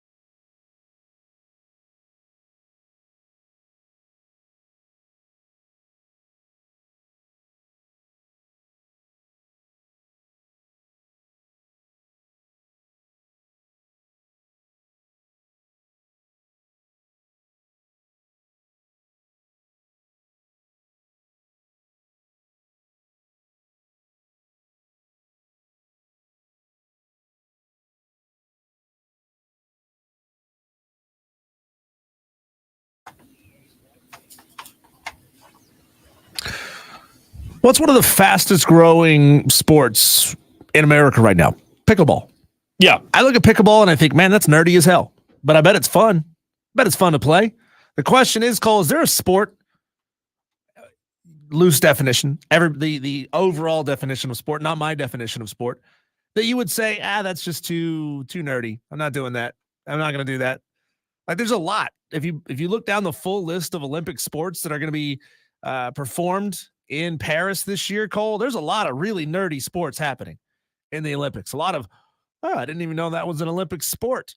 Well, this happened, Cole, in a European race walking event where a woman named Laura Garcia Caro missed out on a bronze medal during the European Athletics Championship 29-kilometer race walk when she slowed down too early to celebrate. She stuck her tongue out. She raised her hand in the air. She's like, yeah, I got this. I'm third place. And then she gets passed for third place. Have you ever watched competitive race walking? It might be the nerdiest thing I've ever seen. No, like, don't plan on it. There's rules. Like your foot has to be in connection with the ground at all time. Your leg has to be straight until it passes under the body. Like, there's no way to make race walking look cool. There's just absolutely no way. But, this lady, she slowed down in the last 100 meters or so. She raised her hand, stuck her tongue in the air. She's like, yeah. She got passed by a Ukrainian woman in the last 5 meters, right before the finish line. I know Americans don't have any concept of what 5 meters is. Just call it roughly 5 yards. She started to panic. She was devastated. But Cole, there's some really nerdy things in the Olympics this year that I, in no way, shape, or form, I'm too cool for this. I don't say I'm too cool for a lot of things, but I am too cool for race walking. I am too cool for Olympic trampolining. Yeah. I am too cool, believe it or not, this is a thing, for solo synchronized swimming. What the hell is solo synchronized swimming? What are you synchronizing with? I'm not kidding you. That's an Olympic sport. That's solo synchronized swimming. The modern pentathlon that doesn't make any sense, that involves swimming, fencing, jumping, long distance running, and pistol shooting. Huh. Why is that a thing? Wow. Don't know, but it is. There's a 200-meter swimming obstacle race where you have to swim under like 5 boats that are lashed together. It's like an obstacle race, but 200 meters swimming.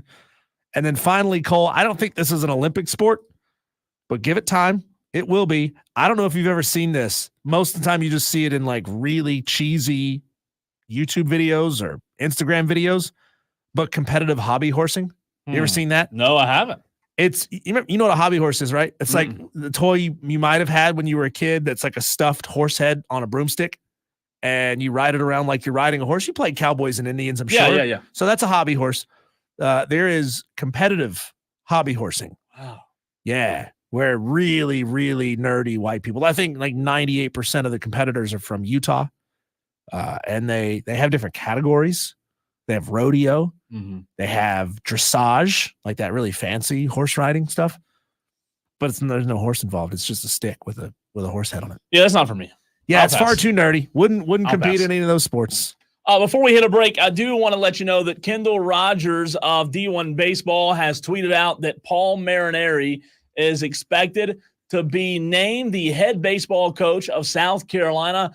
D1 Baseball has learned Marinari guided LSU to the 2009 National Championship and has tallied more than 1,500 wins in his career. It was first reported by Teddy Cahill, national writer of Baseball America. So Gamecock fans, number one, let us know your reaction, 71307. Start your text with the word fan. Number two, listen, I don't want to hear one single person complain about this hire, because you know why? JD, I've already seen you on the stream complaining about it. You didn't want a young guy who was up and coming.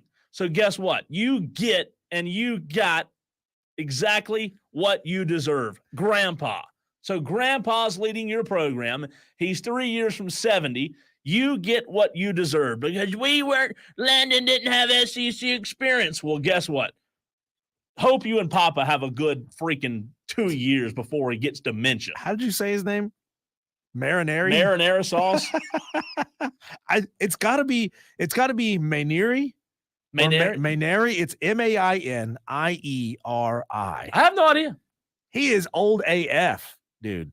He looks like Gandalf in Lord of the Rings. He is old. This is ridiculous, man. Ray Tanner. I mean, what a hire this is. So I know that Landon Powell is Gamecock through and through, and I know that we're gonna get to this Twitter thread where he just blasted a Gamecock fan on social. Sure. We might have to do that after the 5 At this o'clock. point, Cole, at this point for Landon, I know he wouldn't do this because he's too nice of a guy for this. He's got too much class for this. We don't. You and I, we don't. I would take another SEC job just to rub it in South Carolina game. Oh, 100%. Yeah. Like if a job comes open at Florida, I mean, Kevin O'Sullivan's no spring chicken, right? He could take a job at Florida. He could take a job in the ACC. I mean, hell, could you imagine? Could you imagine if Landon joined the Clemson staff just to rub it in Gamecock fans' faces? Unbelievable. And we'll get to those tweets. We may have to do them in the 520 segment if we can squeeze them in. Paul Mainieri looks like the grandpa from Jurassic Park. You got who you deserve. That's all I got to say. You got who you deserve, if that's true. Texter says, by the way, Cole, fantastic coverage yesterday. Enjoyed following along. Texter, I appreciate you. Appreciate you listening to the show as well. Right here on the Fan Upstate. It is time to do what we do every single day at 5 o'clock. We will get into what we're talking about with the Landon Powell tweets, I promise, coming up in the 5 o'clock hour. But next, we fight it out. He's Diesel. I'm Cole Bryson, and this is the Fan Upstate.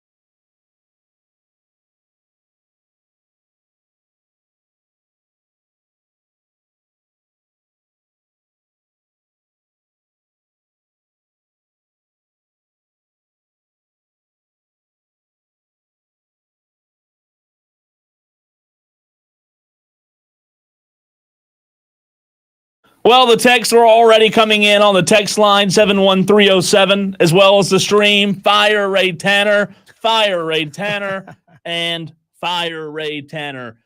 I had 2 phone calls during the break. It seems as if Gamecock fans are fired up. We'll get back to it.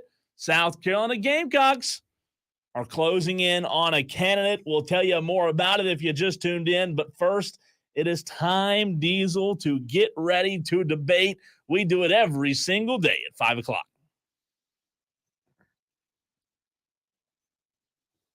Three topics, one winner. It's the 5 o'clock fight on Wire to Wire with Diesel and Cole Bryson on the Fan Upstate.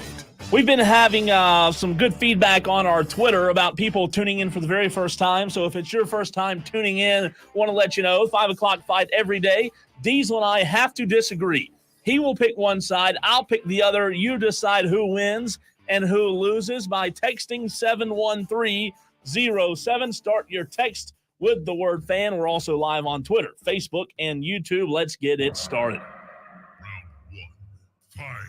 All right, Diesel, I know that you're not a big mac and cheese guy. I will tell you something else that you may not know. I'm not either. I'm not a big fan of it, but I do eat it occasionally. But the question for round one is, I think we'll get a little bit of feedback from our audience on this. When you do choose to eat mac and cheese, do you prefer it creamy with a lot of cheese, or do you prefer it like the casserole type? I like the casserole type. Hey, you said it. I don't love mac and cheese. It's not one of my favorites. I don't go straight for it when I'm, at a Thanksgiving or a Christmas dinner or something like that. I don't go straight for the mac and cheese. I can't stand out of the box Kraft mac and cheese. Will not eat it. Don't touch it. Don't ever bring that stuff into my house. But it has to be the baked kind, man. Like I need that crunchy crust on the top. I mean, if you really want me to chow down on some mac and cheese, you got to add some stuff to it. It cannot be just mac and cheese. I like that. Okay, it's got to have some bacon in it. It's got to have some other stuff mixed in with it. But don't give me that creamy stuff. It's just something about it. Like I don't know. It's the consistency. I get sick sometimes when I eat way too much cheese, and of course it's like all cheese. Problem. That's 50% of the dish is cheese. Have you had the lobster mac and cheese? No, that sounds delicious. God, so good. That sounds delicious. It's so good. But if it's casserole type. Well, it is. It is. But I will say this. I agree with you on, and this might be a hot take that me and you get pushback on, but I agree with you. I'm not the biggest mac and cheese guy either. Like, I don't eat it a lot. Really, I don't. I don't hate it. It's just not my favorite. However, when I do eat it, I want it like really, really creamy. I want it just sloppy. Cut that audio out, right? Mark that. Like if I'm going back to broke college kid days, if I need something real cheap to eat, I'd much rather eat ramen noodles than Kraft mac and cheese. Really? Oh yeah. See, I'll push back on that now. I don't know. But do you actually cook them, or do you just eat them out of the bag like I used to do? Both. Okay, I mean, you microwave it. You can cook it on a pot. You know. In college, you didn't have a pot. Freshman, sophomore year, you couldn't have a hot plate in a dorm room. So you had to make it in the microwave. I've eaten many ramen noodles just as they are. But if I have to choose the mac and cheese, crunchy, hard. Oh yeah. What? Yeah. Wait, whoa. 100%. Were you drunk at the time? No, completely not. Just bite it off. Yes. Wow. I promise you, that is Shane more Barrett common. says, what is wrong with both of you? I told you the mac and mac cheese and would cheese. get it. I'm not a big mac and cheese guy. No, it's not my thing. I don't hate it. It's not even on the metal stand for me. But when I want it. I like, if you go get it out of the box right now, I'm all in. Like, I love it. I love it out of the box. How about this? Texter says, whatever your mac and cheese, eat it with barbecue sauce? Are you kidding me, Texter?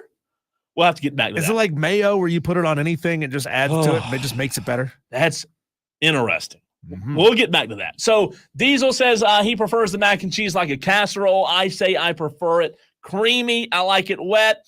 Madcraft says Cole eats raw noodles. Again, alien. That is a common misconception. People think I'm an alien for whatever reason. I don't know why. All right, it's time for Round 2, fight. Diesel. We talked about it earlier. We had a little bit of a response, not much, just 30 texts or so. Caitlin Clark not being on the Olympic team. The texters did weigh in earlier, but we have to decide now who wins round 2.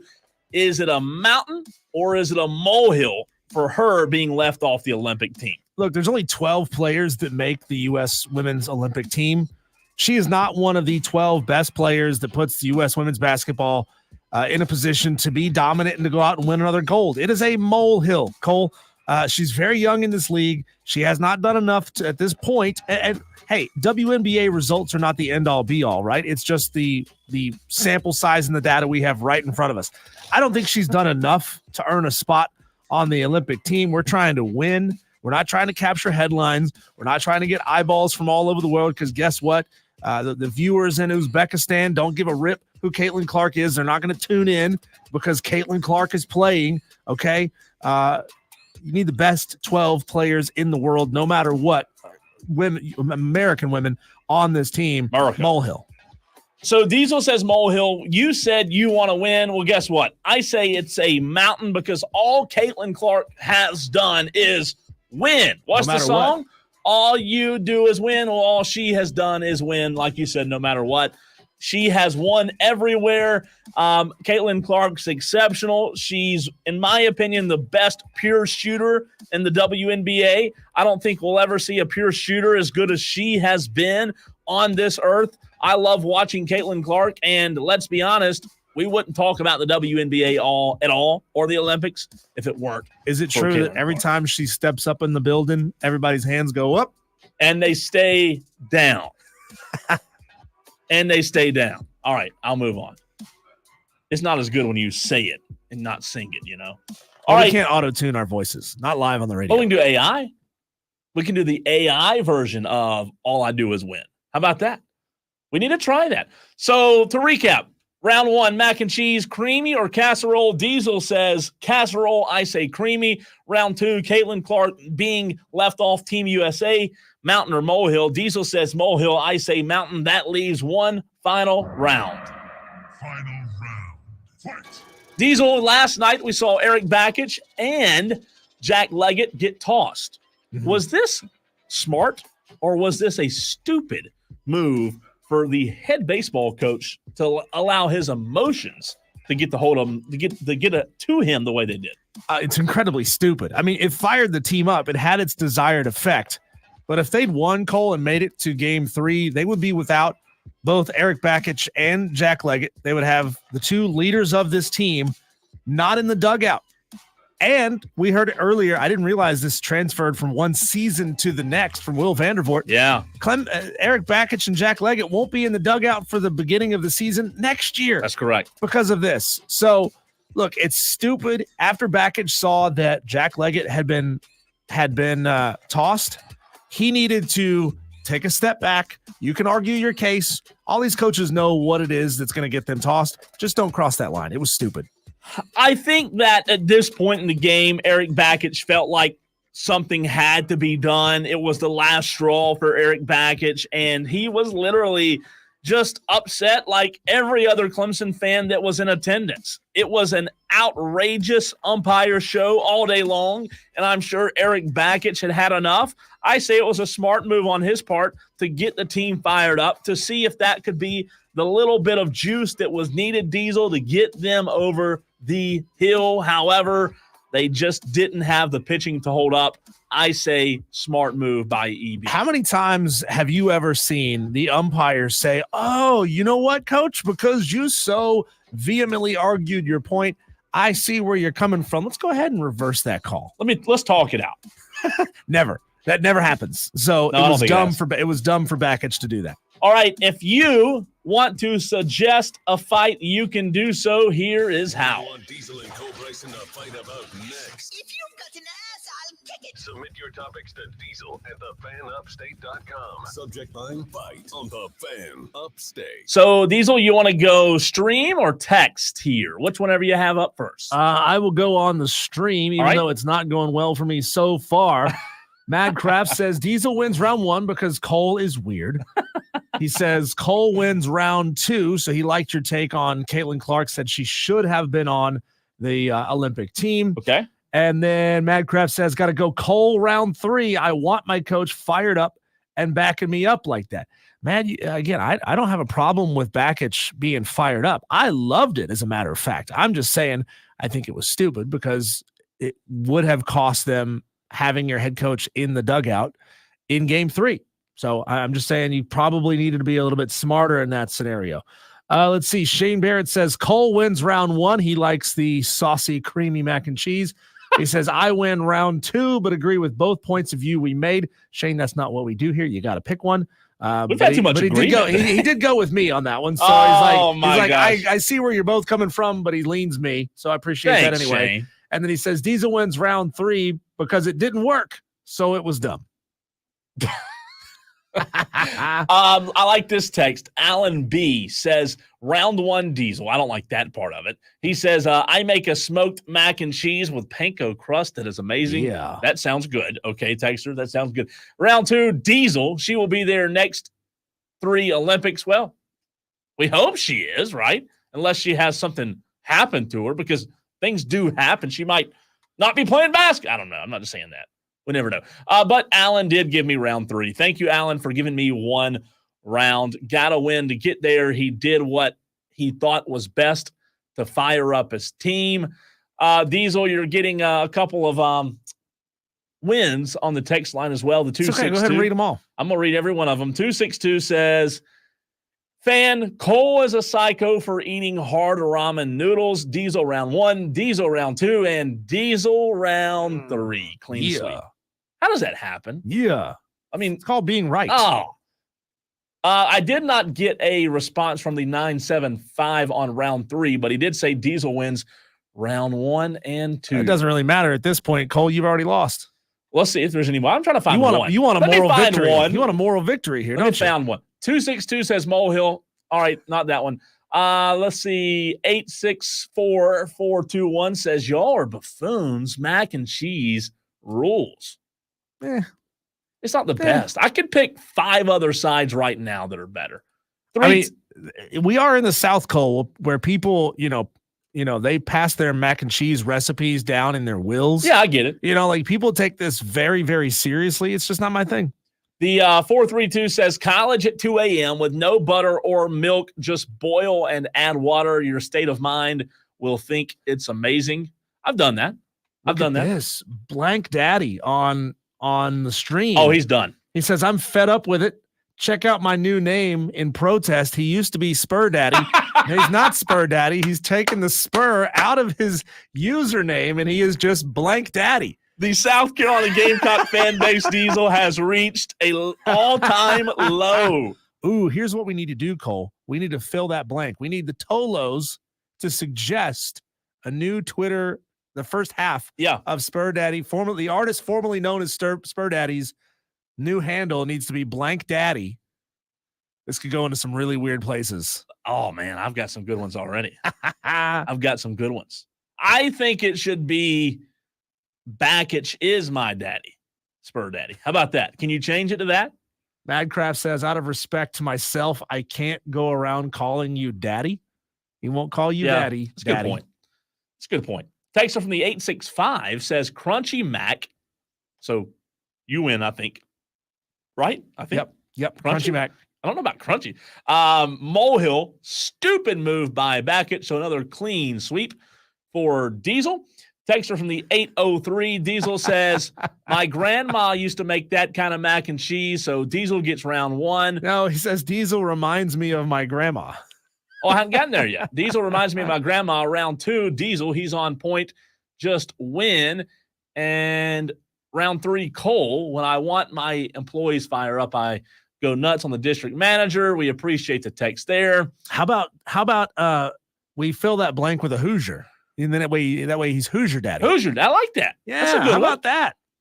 Formerly Spur Daddy, Hoosier Daddy. 804 Diesel says, unless it's Crock-Pot, cheesy mac and cheese. I like Crock-Pot mac and cheese. I'm a Clemson fan. I can't rename Spur Daddy, and Diesel wins all 3 today. Spartanburg J.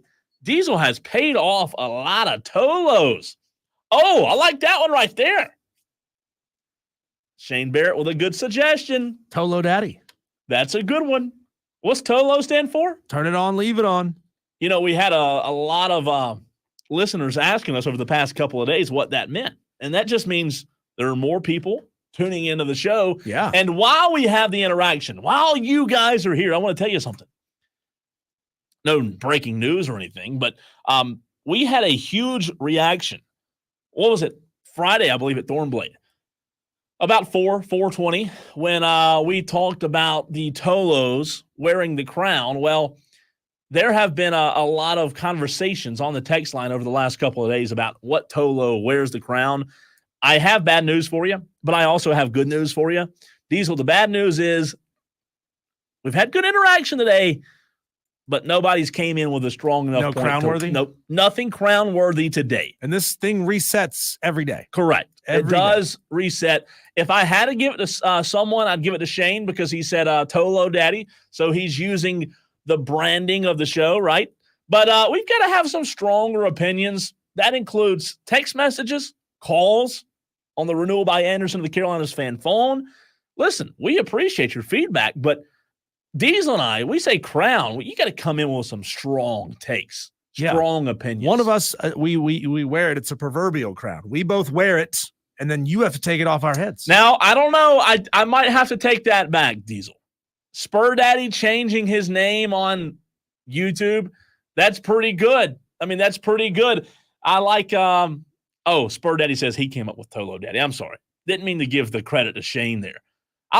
Listen, the Gamecocks are not happy. Why are they not happy? Well, it seems as if South Carolina is closing in on a new baseball coach. See, we want all of you to have the same mentality as Caitlin Clark, where she said they woke up a monster. Yeah, that's right. And thank you for pointing that back out to us, JD. She said they woke up a monster when they didn't put her on the team. I mean, think about it. Isn't that the story of why Michael Jordan became so great? It's because they didn't put him on his high school freshman JV team. Allegedly, yeah. Allegedly didn't put him on that team. And that's what drove him, right? Let this be the thing that drives Caitlin Clark so that 4 years from now, she's out there dropping 40 a game in international play. Madcraft says, last time I had an opinion, you said I had a loser mentality, Cole. Madcraft, I may have said that, but don't let that shut you down. Receipts. Woo! That is great. That is great. That is fantastic. I apologize if I offended you, but look, I have well, to. Then don't have a loser mentality. That's right. The easiest way for us to not say you have one is don't have one. So continue to get your thoughts in on Paul Maneri. Maneri? I still hear pulmonary. Paul, which is a heart attack. Okay, let me say Paul differently. Paul. That's a coronary. No, pulmonary is a. I can't say Paul any differently. Paul. I feel like I'm saying Paul Feinbaum. Paul Maneri. Pulmonary is in your lungs. Excuse me. What is it exactly? Pulmonary embolism is a blockage in a lung artery caused by a substance that travels through the bloodstream from another part of the body. So when I hear pulmonary, all I can hear is pulmonary. That's what Gamecock fans are having right now. Yeah. Pulmonary. They're having trouble breathing. That's for sure. That's for sure because Ray Tanner has hired Grandpa Paul, Uncle Paul. Not yet. I said hired. It is expected. Kendall Rogers sent out a tweet. If you just tuned in, Kendall Rogers of D1 Baseball sent out a tweet that said, hey, Paul Maneri, if we're saying that properly, hope we are. If we're not, it's okay. You'd think we'd know because he's a legendary coach who has a national title. Yeah, but he has a terrible name. Yeah, he has this title in the 2000s. It's a long time ago. He's expected, Paul is, to be named the new head baseball coach of South Carolina. How about that? He is how old? 66, turning 67 this year. I think we may have a crown-worthy text here. It says, new branding for the Gamecock Ballpark to be announced. Founders Park and Assisted Living Facility. Such a poor hire. That comes from Alan B. I like that text, Alan. Take the crown? Yeah. You're awarded. Yeah. Officially awarded, right. Alan B. I'll see how long you can hold on. Do we have a sound effect for the presentation of the crown? I don't know. We have a bell. You want to play the bell? Oh, yeah, I have a bell. We have a bell. At least that's something better than nothing right now. I don't know if this is a good bell, though. No, not a good one. I need a... We need some like trumpets. Like a king's coming in, right? Yeah. I like that. Texter says, Spur, formerly Spur, you should be Mad Daddy. Oh, would Madcraft allow that? If he was Mad Daddy, I don't hate that. I don't hate that at all. would Mad? Yeah. All right, we've got to talk sports. Yeah. When we Rabbit come hole. back here, Cole, how many Uber Eats orders would Ipe Mizuhara have to deliver to pay off the $17 million he owes? Well, it doesn't matter because he just got fired from Uber Eats. What the hell? Kicking a man when he's down. We'll talk about that next on the Fan Upstate.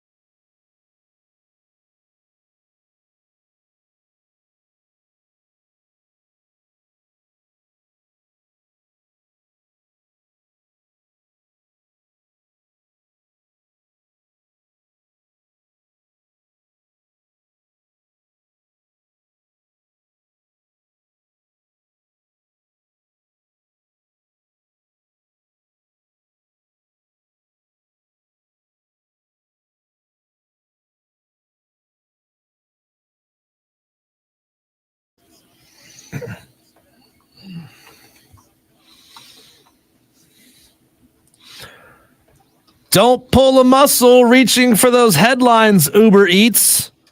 Good God. Like, this is completely unnecessary. It's designed to kick a man while he's down and get people paying attention to you. Gabriela Concordo Casada, which now makes me want a quesadilla. Can you say that 10 times fast? Gabriela Concorda Quesada. Gabriela Concorda Casada. Gabriela Concorda Casada. Gabriela Concorda Casada. That's pretty good. She represents Uber Eats, I guess, publicly, and she has officially announced that Ipe Mizahara, who had been working as a courier for Uber Eats for a number of years, is fired. Wait a minute. Time out. You said for a number of years? Ipe has been an Uber Eats driver, along with being an interpreter for basically the richest player in baseball a number of years. I thought you were going to say like you just started. No. She says he's worked there for a couple of years. Given the recent charges, he no longer has access to the platform. You think? Ain't he in jail? Isn't Ipe in jail, or is he out right now on bond until they take this thing to trial? He might be still. I don't know, but what did the man do? Like, what do you have to do to get fired from? Like, how's he going to pay back the $17 million he owes? His plea agreement says that he is required to pay Ohtani restitution that could total nearly $17 million, as well as more than $1 million to the IRS.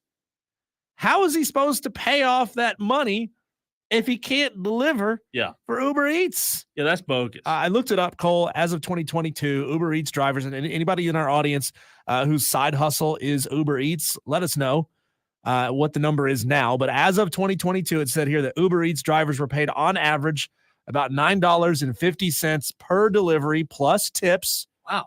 So just based off of what they make for doing the delivery, Ipe would have to deliver 1.7 million orders to pay off the 17 million he owes. 1.7. Let me do the math on that. 1.7 million. So let's say he had to do it in 3 years. Okay. Oh, is that not fair? 1.7. Sure. You're saying 1.7 mils he has to deliver, right? 1.7 million orders. Yeah, that's 1.7 times 10 is the $17 million. So he wouldn't make any money at all. He'd have to do 141,000 a month. 141,000 orders a month, which is 35,000 a week. That's sad, man. Why do you fire somebody from delivering food? Yeah. Like, I didn't even know you could get fired from Uber Eats. So I guess if you get busted for stealing people's food a lot, I mean, they do just like delete the app. I guess.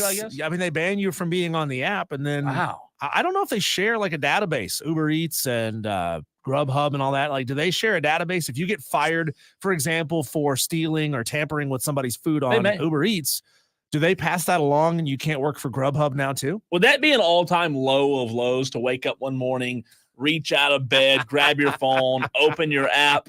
I'm going to go deliver some food today, and you have been banned from delivering food with Uber Eats. Yeah. Wow. It's rough, man. That's rough. I want to know. I'd love to know from our Tolos, what is your side hustle?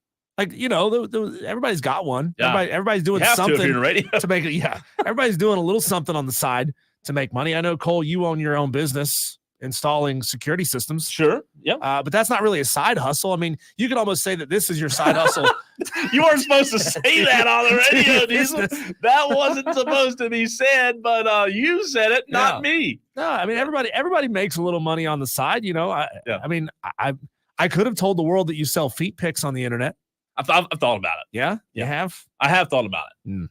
I don't know. I mean, if I could make money doing it, you know. Is there anything, I mean, unethically wrong with selling feet? People act like that's a bad thing. No, it's not a bad thing. If people are willing to pay for it, go for it, I guess. I mean, you know, people don't just sell pictures of their feet, though. Like, they got to dip their feet in sprinkles or like peanut butter. I mean, hey, if that's what people are into. Nutella or peanut butter? Yeah. I would probably say. Would you rather dip your toes in crunchy peanut butter or smooth peanut butter? Crunchy or creamy? I'm always a crunchy guy. Yeah, me too. I'm a crunchy guy. I like the nuts. I got a side hustle. I mean, I donate plasma. goes to a good cause, medical research, helping people who need it, and I make a little money. I mean, it's not a bad idea. lot, but it's a little. You know, I was never like a big blood donor, but one day this was like 3 or 4 years ago, I was driving and I saw this sign, and it was for real, like a $25 or $50 gift card. Yeah. To donate blood. Who would? I got it 45 minutes. I mean, yeah, you want 2 doses? Like here's my both arms, you know? Tolos. What's your side hustle? I like side hustles. I've always been if people know me, the ones that are listening that do know me, they know I've always been a side hustle guy. Texter says, I'm trying to eat right now. Can you not talk about feet? What are you eating, Texter? Because if you tell me what you're eating, I'm really going to make it worse. So I would advise. Cole has shown his feet. He's shown his toes on this very station. At Ingles. At an Ingles. Yeah. I think I got called into HR the next day. Yeah. People said, I didn't know they moved the fish department to the front of the store. They did. They sell fish and eggs. All right, let's go to the Rule by Anderson, the Carolinas fan phone before we get thrown off the air. JD wants to chime in. I'm glad, JD, that you called because I thought when I heard you on Jim Rome earlier, you were going to big time us. Oh, well, listen, I'm not trying to get run on there, all right? I'm trying to get racked on the Jim Rome show. Everybody knows he's got this whole little terrible phone call. If you got a bad phone call, man, he'll run you out of there in a minute. So, no, I always just try avoid. Better be glad we don't. Jim Rome show, on the Jim Rome show, you know what I mean? You didn't thank us for taking your call, listen, JD. You are big timing us. Cole mentioned something first, Diesel. I was actually going to say I owe y'all two big thank yous. I missed my one the last time I called. So thank you for taking my call 2 times, not once, but twice. There you go. But, hey, I got a quick story for you. So you know that my side gig now is Instacart. But I do have to admit that I was an Uber driver down in Charleston, and I did get kicked off of Uber after the whole debacle with the girl in Columbia with the Uber driver that went missing. So I got approved though to be an Uber driver with a not so good record. You know, we'll call it. It's the 3 letters DUI, and I had one of those back in 2010.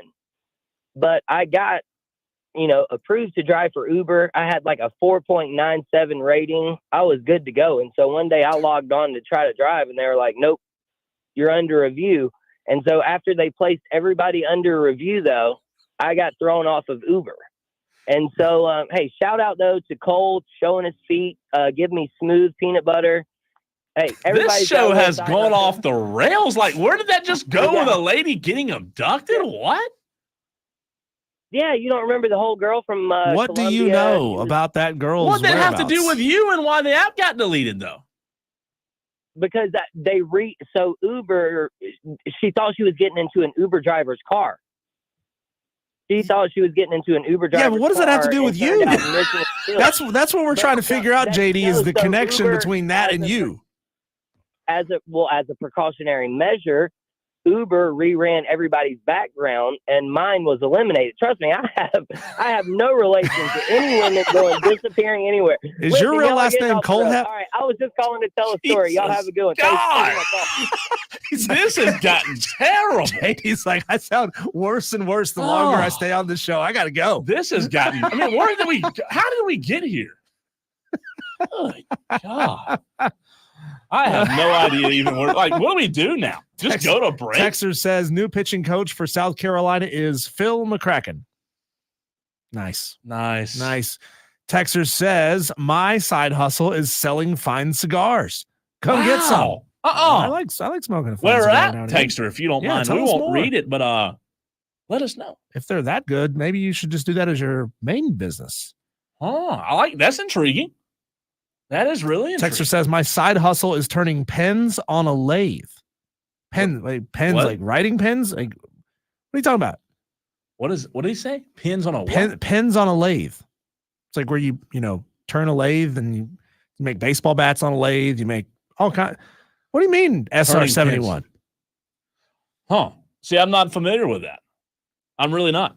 Texter says, come on, Smokey. How do you get fired on your day off? Talking about Ipe Mizuhara being fired as an Uber driver while we think, I'm pretty sure that, he's got to still be in federal custody. And then we're also asking, what's your side hustle? Text us 71307. Start your text with keyword fan. Rick wants to chime in on the renewal by Anderson of the Carolinas fan phone, 844-326-3663. What's up, Rick? My side hustle is unusual. Oh, God. I'm an announcer for I don't know if I need to say it, but I'm going to do it. We have cockroach racing on Saturday night, and I'm the announcer for the cockroach race. Please tell me you're being serious. Can you give us an example here? I mean, I understand that you don't have actual cockroaches racing in front of you, but can you pretend for a moment and give us stretch? Number one, number three. Number one, number three. They're back to neck to neck, back to back, or whatever. There you go. Or whatever? Is that what's said? Their nose to thorax, down the stretch they come. They have it every Saturday night, and I think I'm busy that night, Rick. You can make a lot of money. I'm telling you. You can make a lot of money doing what? For calling the cockroach races. Oh my God. Somebody takes hard-earned money and pays you $100 to call a cockroach race? I'd rather watch an Ice Cube melting contest.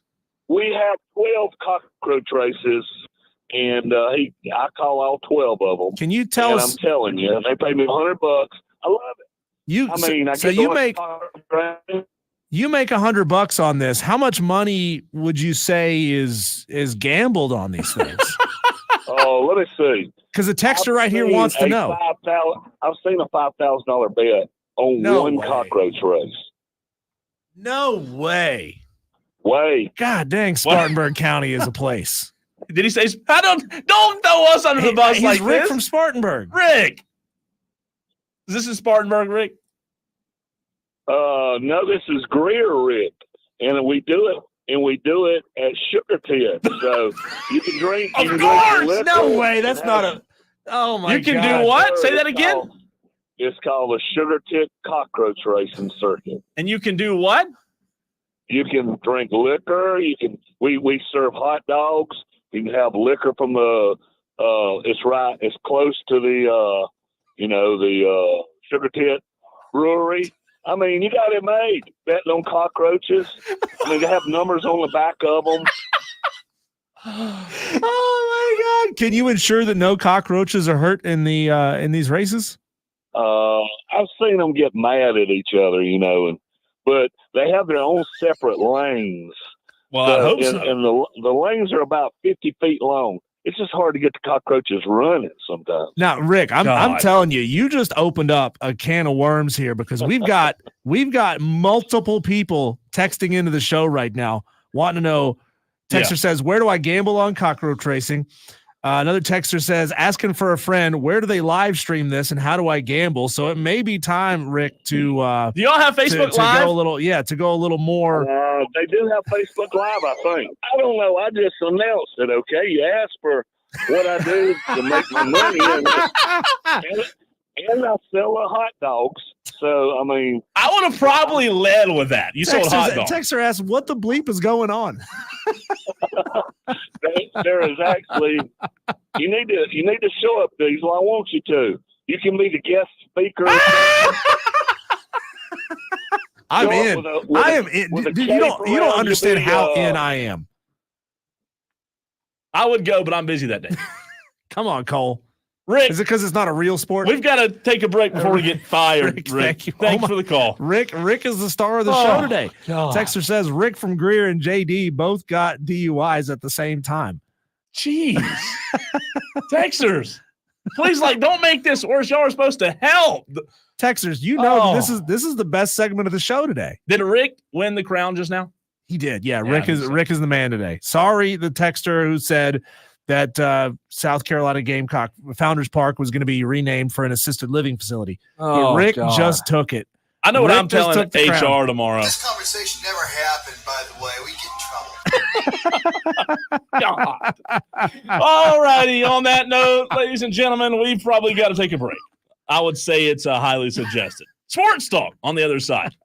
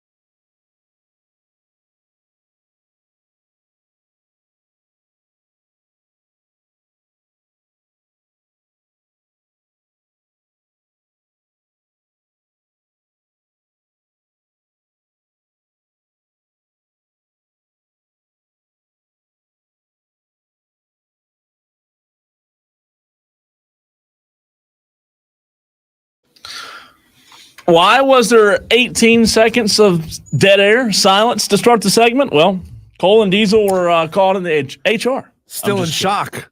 God. Still in shock. Texter says, please take that crown and hang it on Rick for the month of June. That's a fact. That comes from Alan B. Alan B., I agree with you. That might happen. Sorry, everybody else, but Rick might have just took the crown from you. All right, we have to get to our daily wires. If we don't, sorry, I didn't mean to interrupt that production. If we don't do it now, we never will. All right, daily wires. Scotty Scheffler, Diesel, he just might be that dude. He is still winning, wins the Memorial Tournament this weekend in Dublin, Ohio, after being thrown in jail, after having a baby. I think we've all learned that nothing phases Scotty Scheffler. Wow. Had a boy, That's all I can say. That's a big Scotty's time. On fire. UNC Tar Heel Ryan Gerard won the 2024 BMW Charity Pro-Am. Minus 26 on the weekend. Unbelievable. That's pretty good golf, right? Yeah. Oh, my goodness. Who was his, I wonder who his celebrity was. You know what? The article that I read, it didn't say. Justice for the celebrities, right? Yeah, man, that's pitiful. Justice for the celebrities. I mean, I saw, who was it? Reese? Wasn't Reese? Reese was winning on Saturday. He was matched up with Kevin from The Office, but I never saw Brian's name mentioned with him. You know, Kevin told us that he was leading. What was that, like on Thursday? Yeah, on Thursday, his team was leading. Wonder what happened. Man, that's I don't know. We'll have to figure out what celebrity was paired with Ryan. Everybody Gerard. I know was at this thing over the weekend. Yeah, a lot of people. Like 3 people. Yeah. Oh. All right, Kyle Larson Diesel yesterday won the Toyota Save Mart 500. Don't like that name, by the way. It's kind of just not a fan. Doesn't inspire any. No. Like, it's kind of like team names. You know, wouldn't you want the team name to be a little bit reminiscent of where they are? Like, there are no lakes in Los Angeles. There's no jazz in Utah. You know, that it's super interesting because I did like the one last week. Enjoy Illinois. I like that one. Yeah, that helps. I mean, why couldn't it be why isn't it the Toyota Sonoma 500? That tells you where the race is. Otherwise, I have no idea where the Toyota Save Mart 500 is if nobody tells me. If we hadn't talked to Shane Connick, I could have said the Toyota Save Mart 500 could have been anywhere in the country. It's a good point. Yesterday, Dallas fell to Boston. The series is now 2-0. Wow. Why do we sound depressed? Well, I was pulling for Dallas. Last night's final score, 105-98. Yesterday, also not a good day for the Tigers. The Clemson's baseball season came to an end at the hands of the Florida Gators on Sunday night. Final score in 13 innings, 11-10. A truly epic baseball game. You heard Will Vandervort with the Clemson Insider. He said, and we'll have that interview for you again later on in the program, but he said, Diesel, look, that was the craziest game I've ever covered. Yeah, it had everything. And he was right about the instant replays. I mean, instant replays take way too long, and they get it wrong a lot. There was that one instant replay where it was the Florida back picked towards first base and got the Clemson runner. They were right about that. Why did it take so long? Oh, it took forever. It takes forever. I mean, do you think they have some sort of a clock where they say, all right, if we're going to enter into a review, an official review, we are required to watch this clip for a total of 30 seconds. We cannot just take one look at it and say, okay, that's it. It's obvious. They have to do this long, slow thing. I envision it being like when you're trying to call someone and you have like something really important to talk about, and it just keeps ringing. Maybe like when the umpires go get the headsets, they hit the call button to New York or wherever they're calling, and it just keeps ringing. You know, like they're like, hey man, maybe somebody will pick up like Jerry's up there and wakes up. Jerry has to get his headset on and 30 minutes later he reviews the first base rule. I mean, I don't know. That's just how I envision it, right? Yesterday, the Braves, I don't even want to read this one. The Braves made it official yesterday. They got swept by the Nationals. Pitiful. They are now 35-28 on the season. 9. Not 1, Diesel. Not 2. not 3, but 9 games back in the NL East.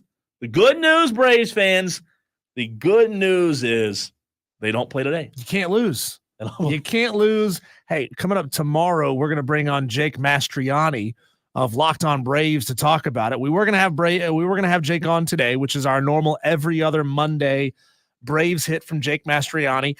He's going to join us tomorrow. That way we had time to bring in Will Vandervort earlier. Also, he told us, look, the Braves suck. I don't really want to come on right now. I'm kidding. He didn't say that. Dan Hurley made a decision today on his future. He will not go to L.A. He must have turned down some money. He will not be LeBron's assistant coach. No, he will not be. He will be back in Connecticut in college basketball. A big win for college basketball today. Caitlin Clark snubbed. That's right, I said snubbed. She was left off of Team USA. And also, the final Daily Wire, Diesel, NC State, Georgia tonight. I am stoked. This one should be fantastic. So do you like J.J. Redick as the next head coach? I mean, everybody thought he was the shoe-in for the job. I'd hire him. And maybe that was the plan all along, was we're really, really, really excited about J.J., but if we can get Hurley, we got to get him, right? No, I'd hire him. I really would. I have no problem with it. When we come back, Cole, we're going to get deeper into that game 2. Okay. That now leads Boston now leads that series 2-0. Try to figure out why it happened. And if you're an old school fan of basketball, I'm going to give you something very hopeful that you might not have paid attention to in that game that should make you feel very good about NBA going forward. That's coming up next here on the Fan Upstate. Trying to fix my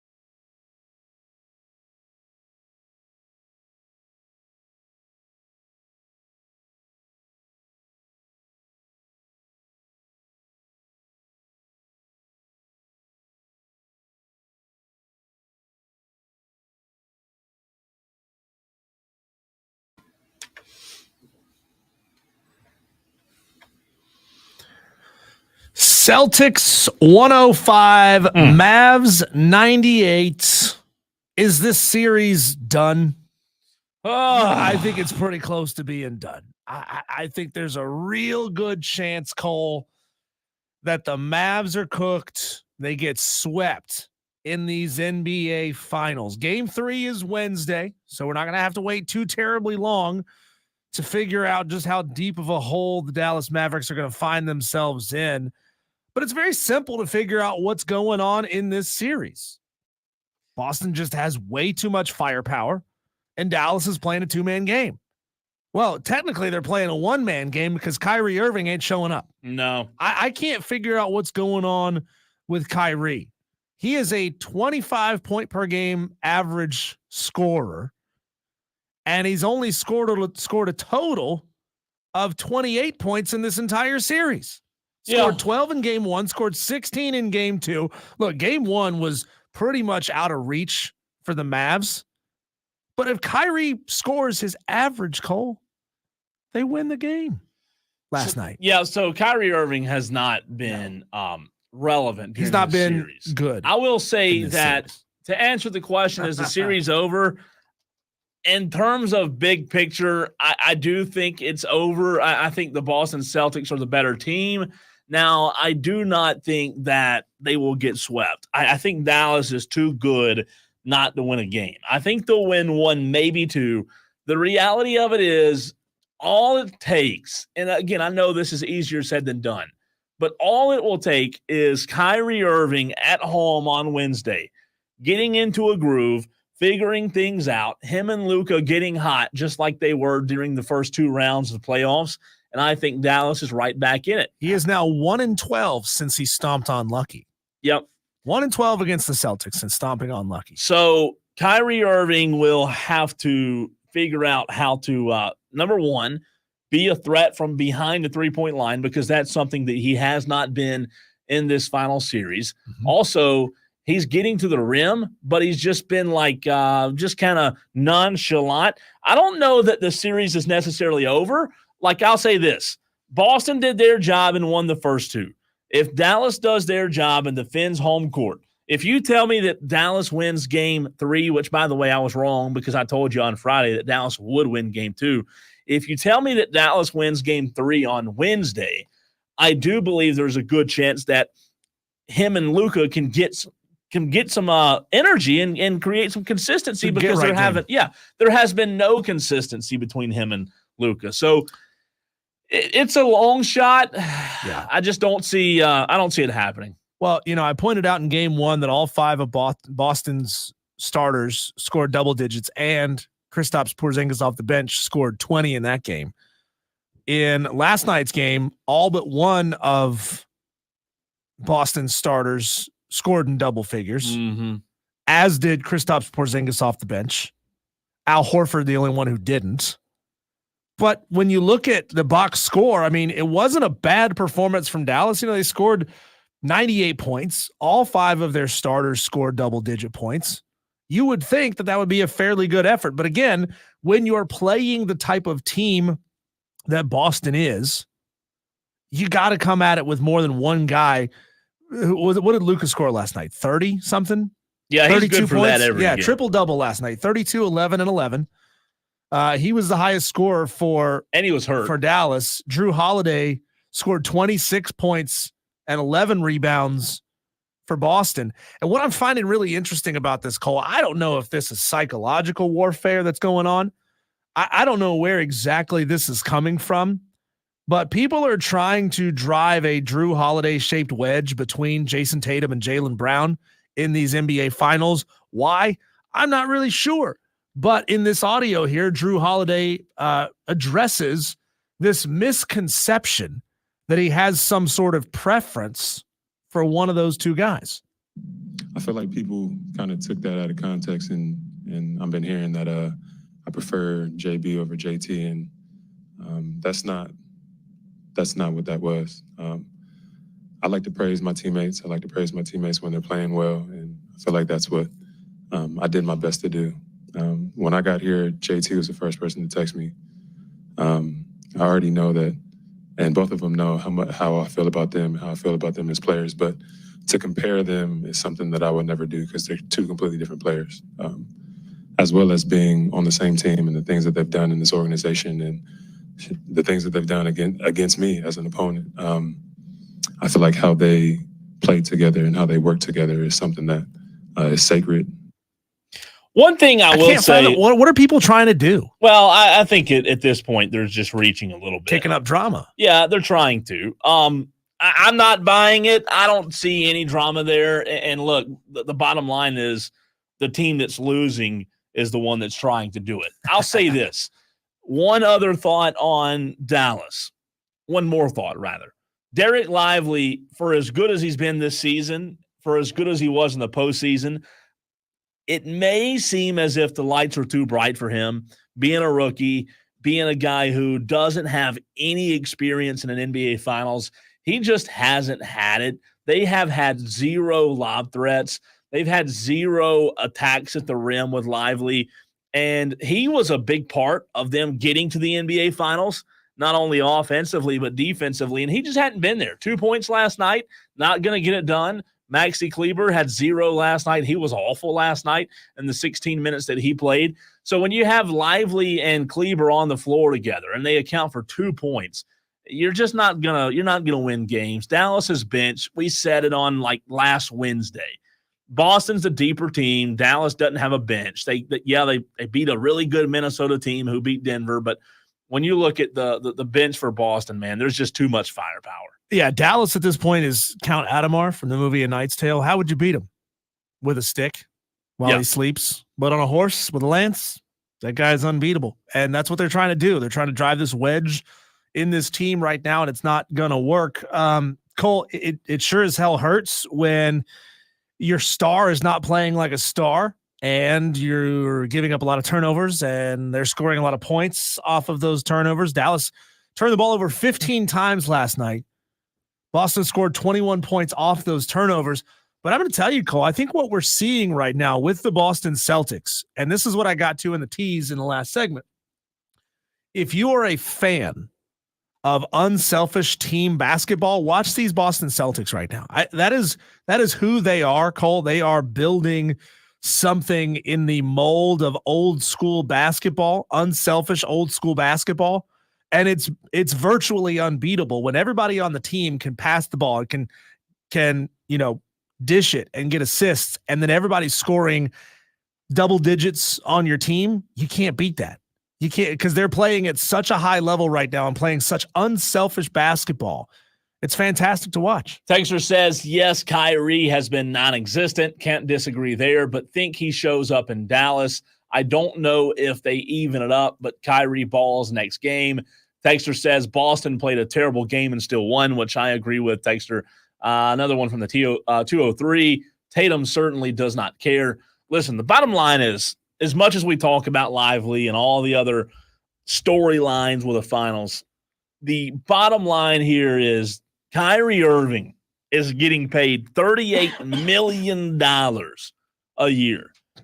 $38 million, to be the guy. And when he got to Dallas, there were a lot of question marks. Last year, Dallas was not good. He's got that Kyrie. He's got that.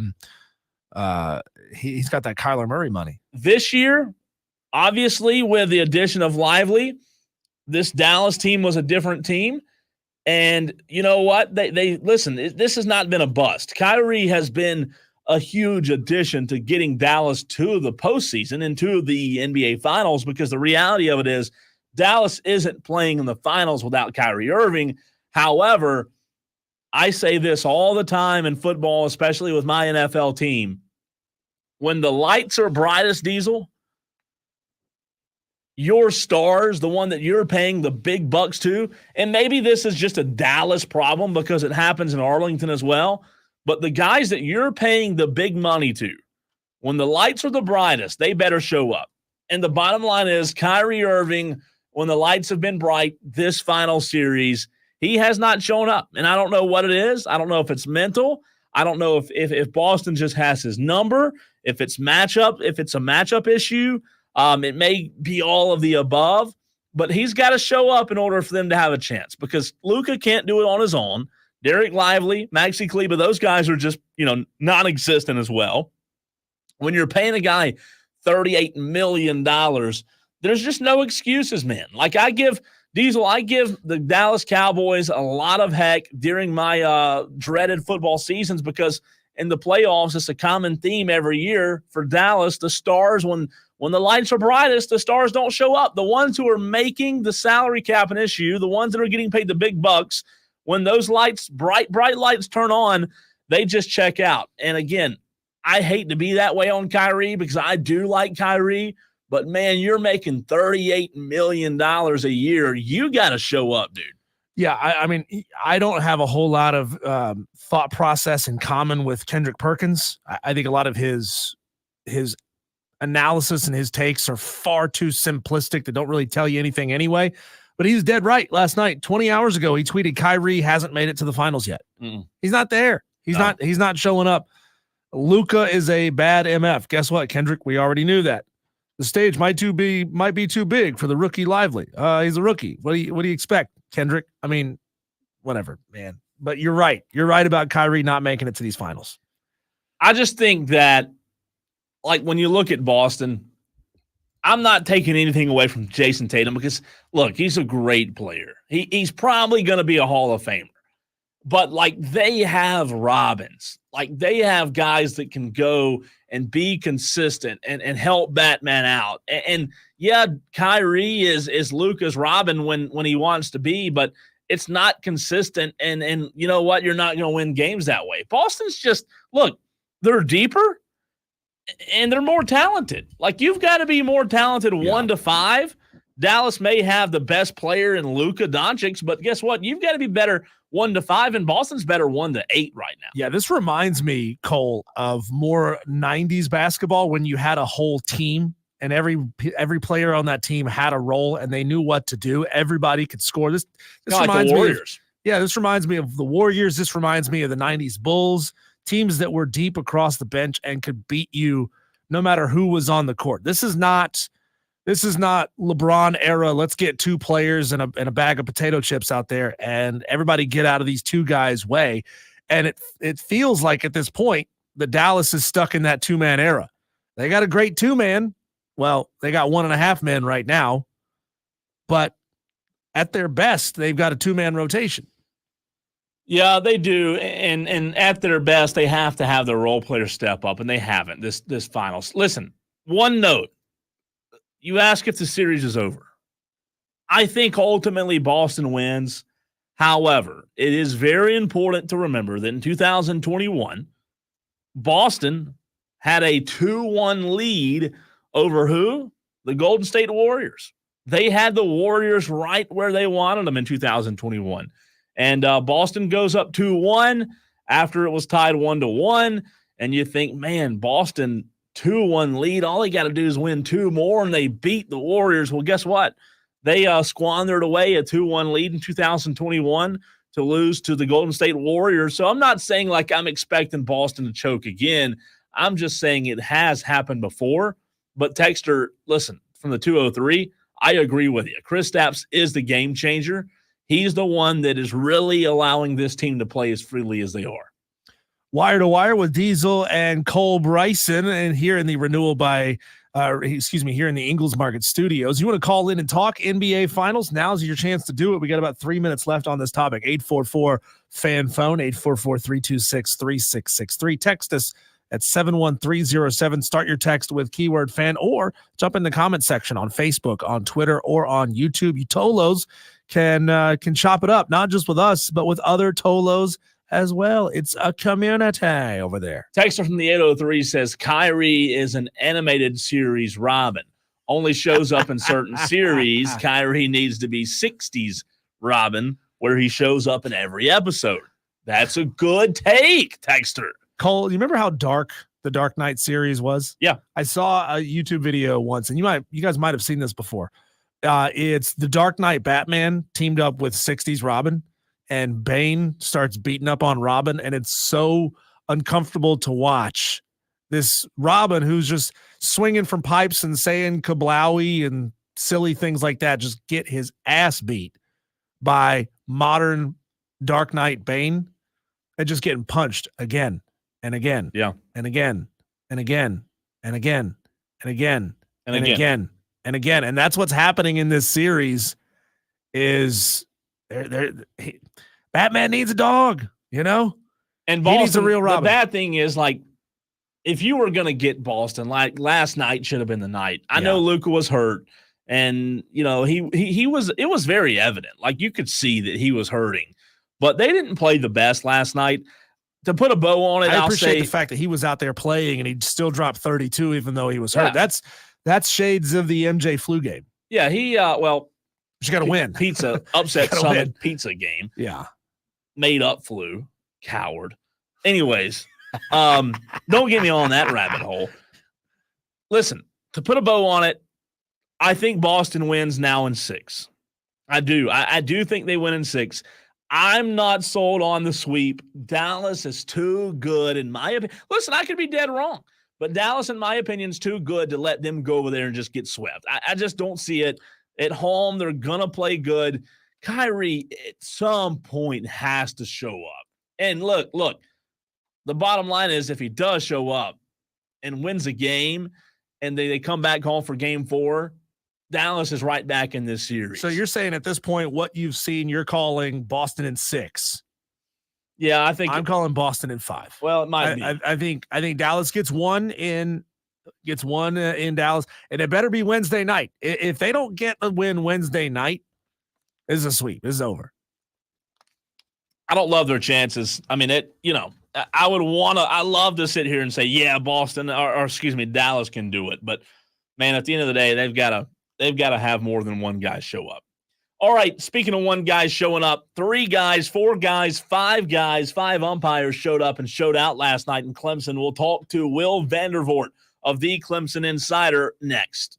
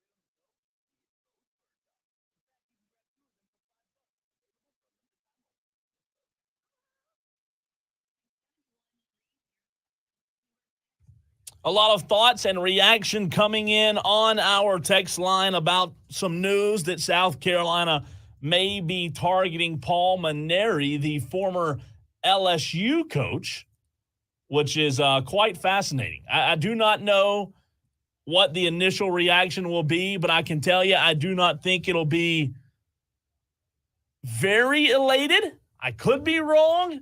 This one, in my opinion, just seems like it may be out of left field a little bit. However, at 4:20 is usually when we have our guest on, and we will continue that today as we bring in Will Vandervort of the Clemson Insider.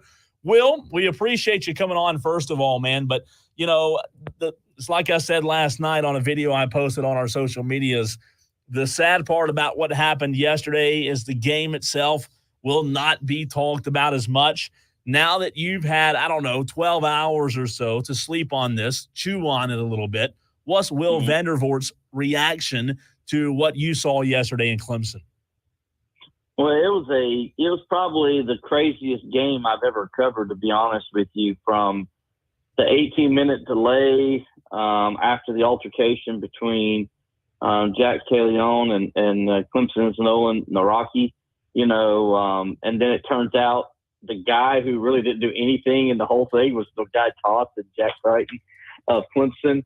That was nuts to me that happened to begin with. And then just at that time, I get it. The umpires warned both teams and you continue to play the game. And then the game I thought was played at a high level from both teams. When you had big home runs made, you had some great plays in the field made, all the things that you love to see this time of year, right, with postseason college baseball. And so you're like, okay, this is great, other than the delay they had for a little while. And then there was some chirping going on between both teams as the game continued. I remember one situation where the catcher, I'm trying to say how you say his last name, Brody Donne, I believe that's how you say it. He had a home run, and as he's rounding second base, he's clearly chirping at Cam Canarella, the Clemson center fielder. Nothing's done, though. You let it play out, which is fine because emotions are high, and these are elite athletes playing, and they're it happens, and you just let it be. And then later on, I think, Ashton Wilson hits a home run that gives Florida a 9-6 lead in the bottom of the 8th. He flips his bat toward the Clemson dugout, and nothing happens, so you're fine with it. And then Clemson ends up getting the big home run from Cam. They celebrated, but, there was no flipping of the bat or anything like that from Cam. It was just a regular celebration. But you go to the, I guess what inning was that, the 13th. And, Clemson leadoff guy, Alden Mathis, Alden hits the bomb to right field that lands off the top of the cages. And supposedly, he did. He spiked his bat or slammed it into the ground toward the Clemson dugout, celebrating with his teammates. That's just as we saw Florida had done earlier in the game, right? And all of a sudden the officials have a problem with that, and they stop play again.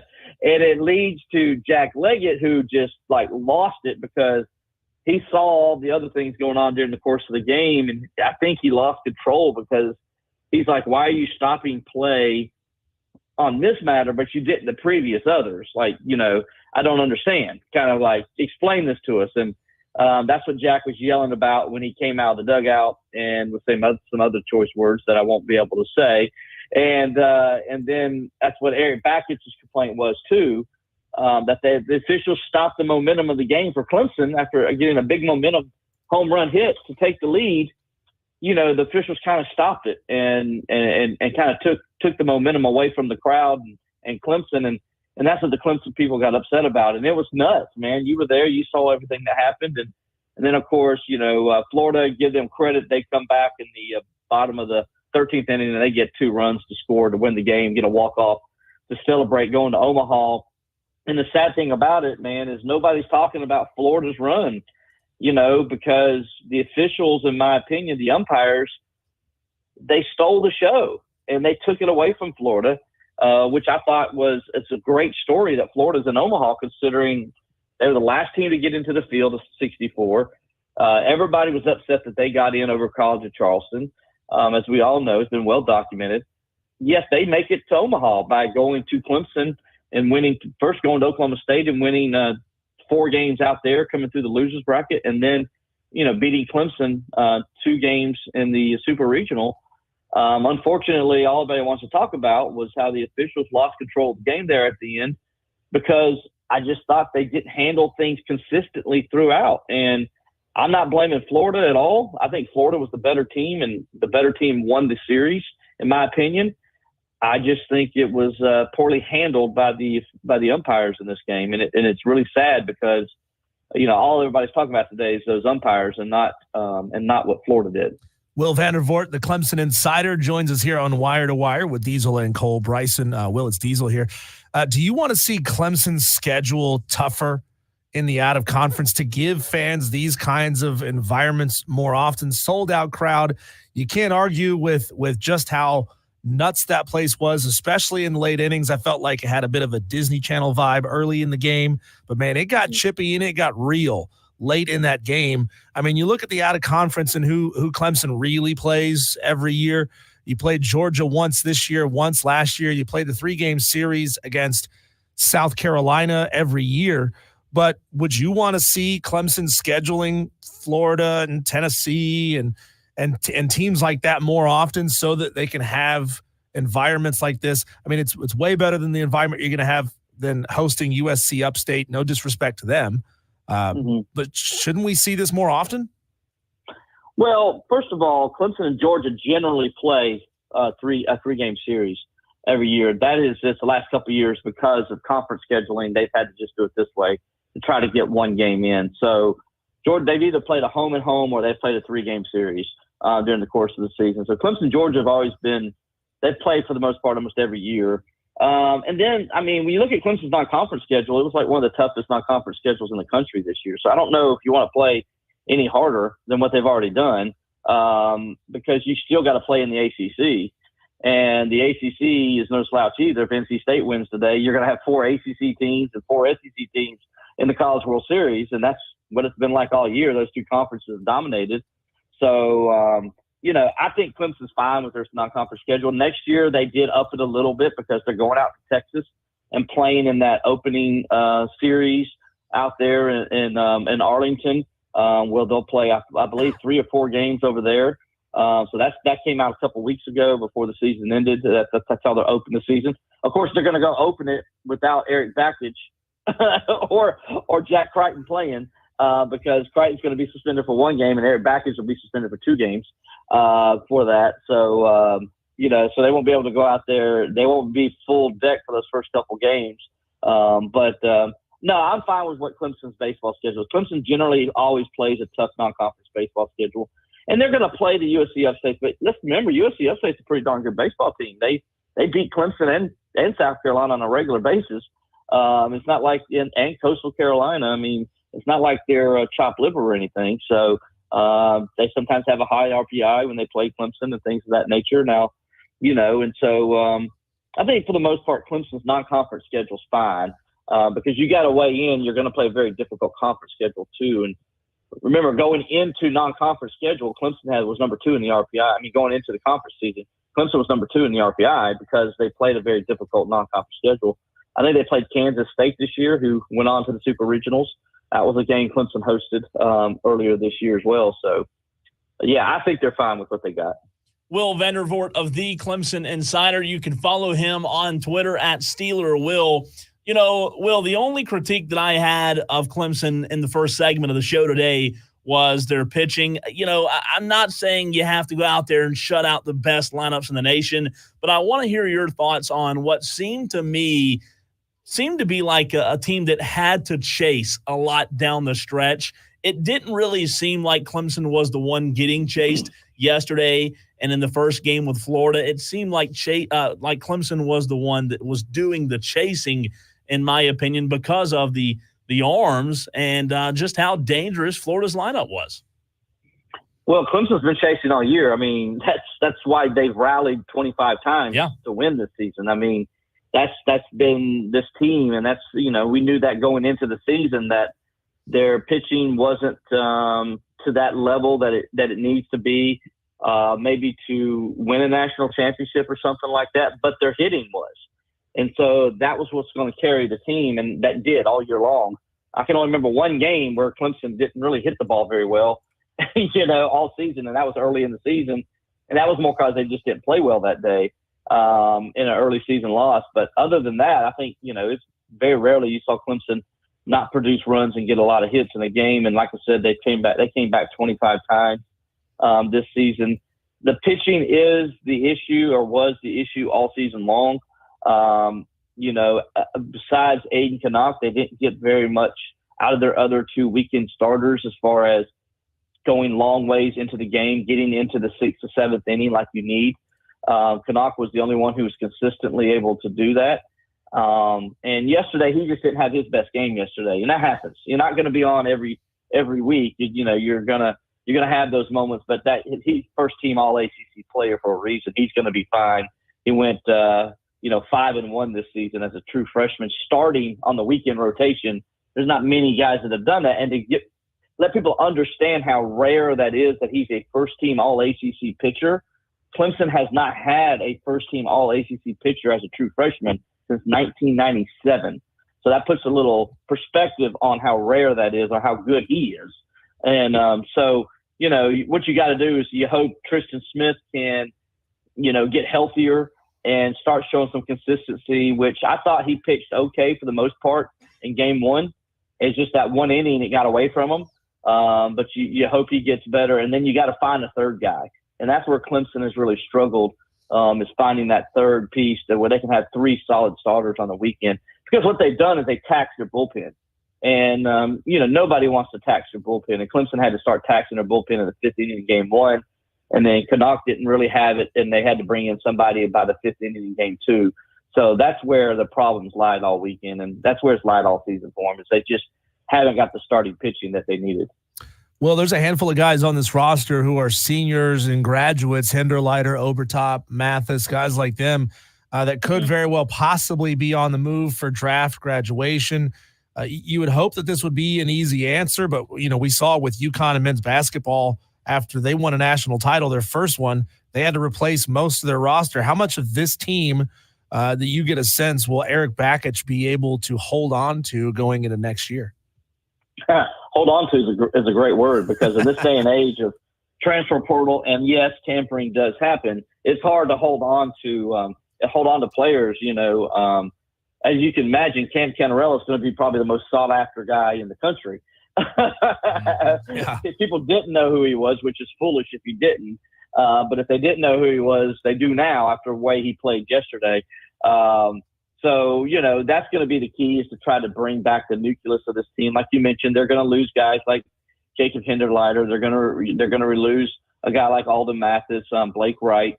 Those are guys, Jimmy Obertop. Those are guys that are just gone because they've used all their eligibility. So, and then you got a couple other guys like an Austin Gordon who's can come back next year, but he's probably going to be drafted high, maybe in the first 10 rounds. And what does he do? If it's me, if I'm him, I probably go pro if that happens, because there's a lot of money there, right? And, so there's some questions that, they're going to have to answer here in the next couple of weeks, and they're going to lose some people. What you hope is that guys like Cam Canarello and Jaron Purify, that those guys come back, and, Aiden Canuck, you hope those guys are coming back, because they were all big freshmen. When you look at how Eric Bakich has recruited and the freshmen he's brought in, Cam Canarella was his guy. He was a true freshman All-American last year, first team All-ACC, the year before. And then, this year he gets Aiden Canuck, who's going to be a freshman All-American and first team All-ACC. And you got a Jaron Purify, who's got potential to be a superstar, I think, in his own right.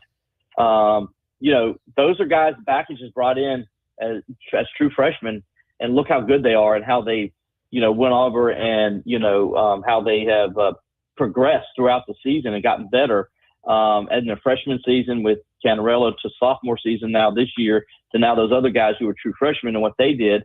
And you look at a guy like, Jacob McGovern, the pitcher who came in and shut Florida down after that fifth inning in game one, he's another guy, true freshman this year that they developed really well. So I think, Eric recruits well. And so we'll see what he can do there. And then also what pieces does he bring in the transfer portal? He went to the transfer portal last year and got some pretty good guys like Jacob Hindeleiter, like Andrew Shufo, who got injured towards ACL early in the year, but he was having a good year before he tore his ACL. So he's brought in some good guys from the portal as well. So how well does he do? And you got to imagine after what happened in the bottom of the 13th or the top of the 13th yesterday, there's going to be a lot of people that want to play for Eric Bakich, that's for sure. Will Vandervort of the Clemson Insider. Will, my last question for you. It seemed as if South Carolina Gamecock fans came out of hibernation last night around, 7:15 or so. Is there any argument in your mind who really is the premier baseball program in this state at this very moment? I don't know if I can answer that. It depends on who you're asking. If you're asking a guy that's wearing a Clemson T-shirt, he's going to say Clemson. If you're asking a guy who's wearing a Gamecock T-shirt, he's going to say Carolina. I think right now you give Clemson the edge because Clemson has bragging rights. Right? They beat them They beat them this year. They swept them, and so by that you go ahead and say Clemson right now is the program. And Clemson's got a program that's was just 2 games from Omaha this year, where South Carolina now is replacing the head coach and starting over. So you say Clemson's ahead. I wouldn't say Clemson is a superior program by any stretch, because I think South Carolina has the pieces in place. Well, whoever they bring in to be their head coach is going to be able to be successful and probably, like Clemson, be able to do it fast, like Bakich has done here at Clemson. So they're both elite baseball programs. They have been for decades, and that's going to continue to be the case. It's the best college baseball rivalry in the country. It's no argument. And, I look forward to see how it's going to be in the future.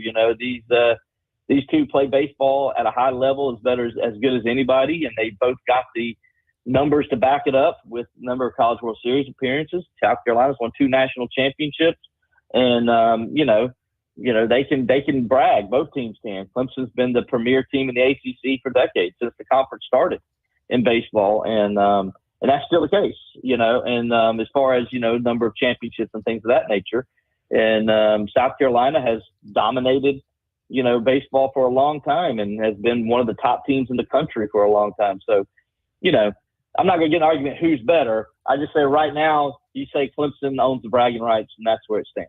Well, I don't think any of us want to see, college baseball, the balls be deadened or the bats be deadened. As much as it raises people's blood pressure, a lot of home runs is really exciting. It makes college baseball an awful lot of fun. But, one thing that I think we might be seeing eventually, we're seeing it coming towards Major League Baseball. We're seeing it in minor league baseball. Robo umpires, I'm thinking back to the really 2 bad called strikes against Ty Olenchuk, and I think that was in the 8th or the 9th inning. I mean, these are 2 pitches that he thought both were ball 4, and he was dropping his bat, trotting off to first base. Both of them called strikes. Are you in favor of bringing robo umps to college baseball? I'm not, and let's also not forget that the Florida player was awarded a base after a foul ball hit off his leg. I believe that was it, right? So, you had that happen too. I'm not, because I'll tell you guys, I'm not in favor of instant replay. I hate it personally, because it seems like instant replay, it's far from instant, 40%, right? 40%, well, that, and 40% of the time they get it wrong. It may be lower than that, but it seems like it's 40% of the time.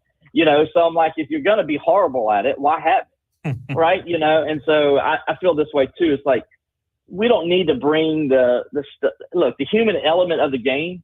What happened last night is what makes it fun. It's what makes sports fun. If we take that away, it's not as fun. You take that element out, and then, what happens if there's a glitch in the computer? Because it can happen. Computers definitely aren't. Who runs computers, guys? As I always tell everybody, there's got to be somebody that's got to plug it into the wall. It's got to have power. And so there's always a chance things can mess up. Humans are going to mess things up at some point anyway. why not just keep it the way it is and just let that element play its role? So I've always felt that way. And like I said, if they could get rid of instant replay in the NFL and in college football, I would be probably the happiest person in the world.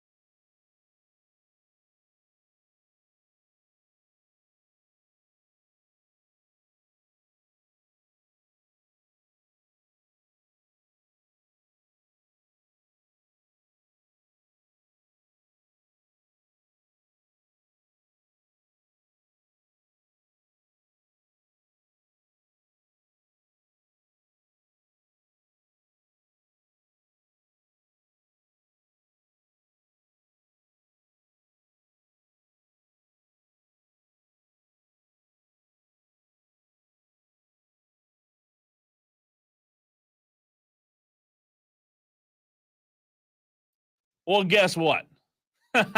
You got the experience now, right? You've got plenty of experience now as Kendall Rogers from D1 Baseball is reporting that the South Carolina Gamecocks have all intentions of hiring former LSU coach Paul Mainieri. Okay? Paul Mainieri is going to be the new baseball coach at South Carolina. That is the way it looks as of right now. Here are a couple of side notes that are very interesting about this hire that is expected to happen tomorrow. By the way, they're having a board of trustees meeting at 4:00. So it should be sometime around maybe 5:30, 6 o'clock when an announcement is made. If it leaks earlier, obviously we'll have it for you on this note about South Carolina's new baseball coach. So a couple of side notes from Kendall Rogers of D1 Baseball.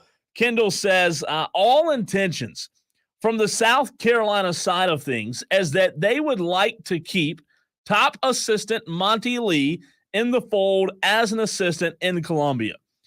It will take some work from the Gamecocks, but their preferred route would be for Monty to stay.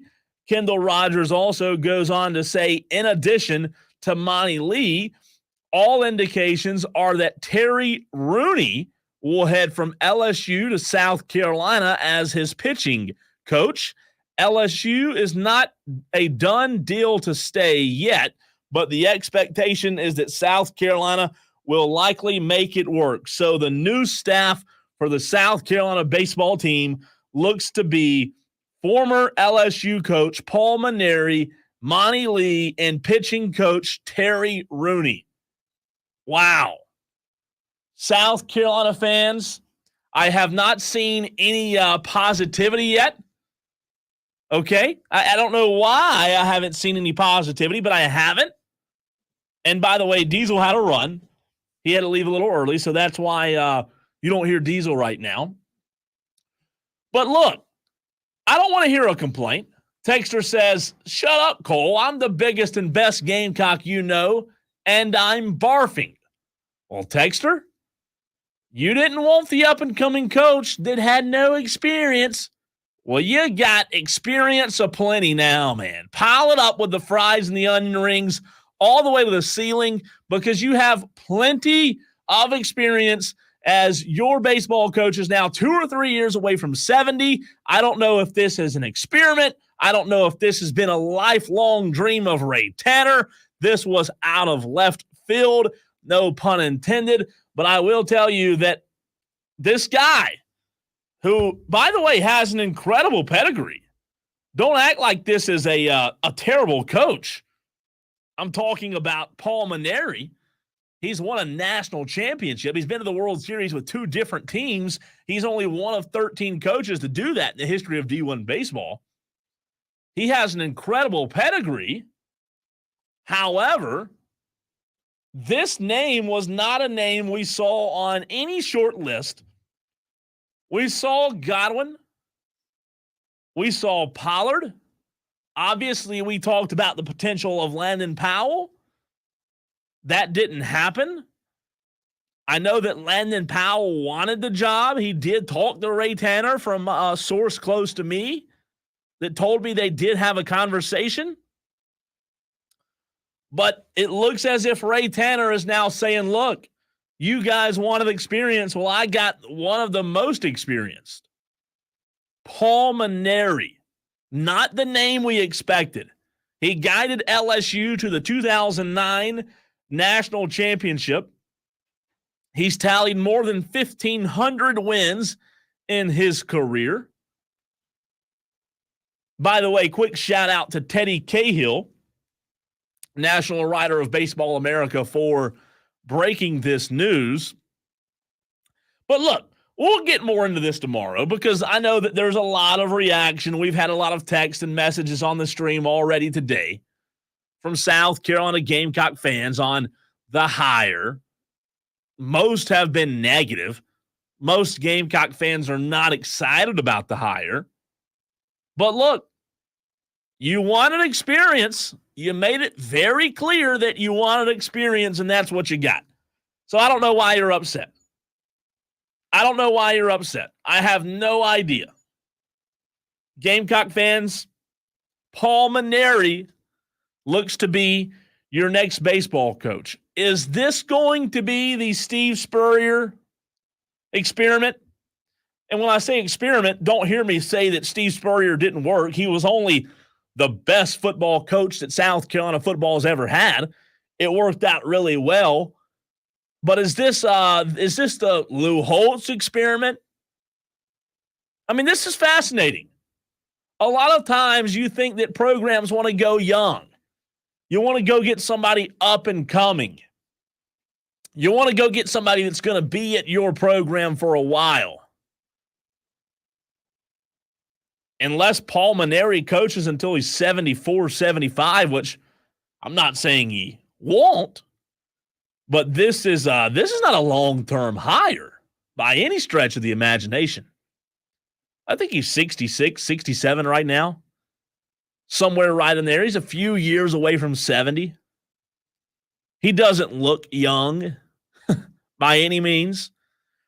So it's very interesting. Look, South Carolina, they're a program that expects to win in baseball. They should. Ray Tanner took them to the absolute mountaintop, and they deserve better than Mark Kingston. I didn't see this coming, though. I did not see Paul Mainieri being named the new baseball coach. That's for sure. I did not see this coming. South Carolina Gamecock fans, let us know how you feel. You can text the show today and tomorrow anytime, 71307. Start your text with the word fan. Also, we're live every single day on Twitter, Facebook, and YouTube, in addition to 97.1 Spartanburg and 97.7 Greenville and anywhere in the world on the Odyssey app.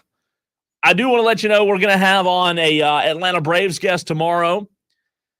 To talk about the Atlanta Braves, I did say earlier they got swept, but that was my fault. Madcraft corrected me. They did win Thursday. They beat Washington in Game 1 on Thursday, so they won 1, lost 3. They went 1-3 against Washington in the 4-game series over the weekend.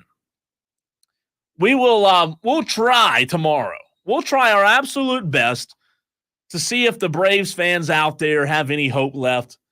I don't think they do. Jake Mastriani from Locked On Braves will join us, though. He's an incredible Braves guest, and he'll join us at 4:20. So if you hadn't heard Jake, tune in tomorrow if you're a Braves fan and want some renewed hope. He'll try to provide it for you. But until then, you can follow me on Twitter. I am at the Cole Bryson. That's TheColeBryson.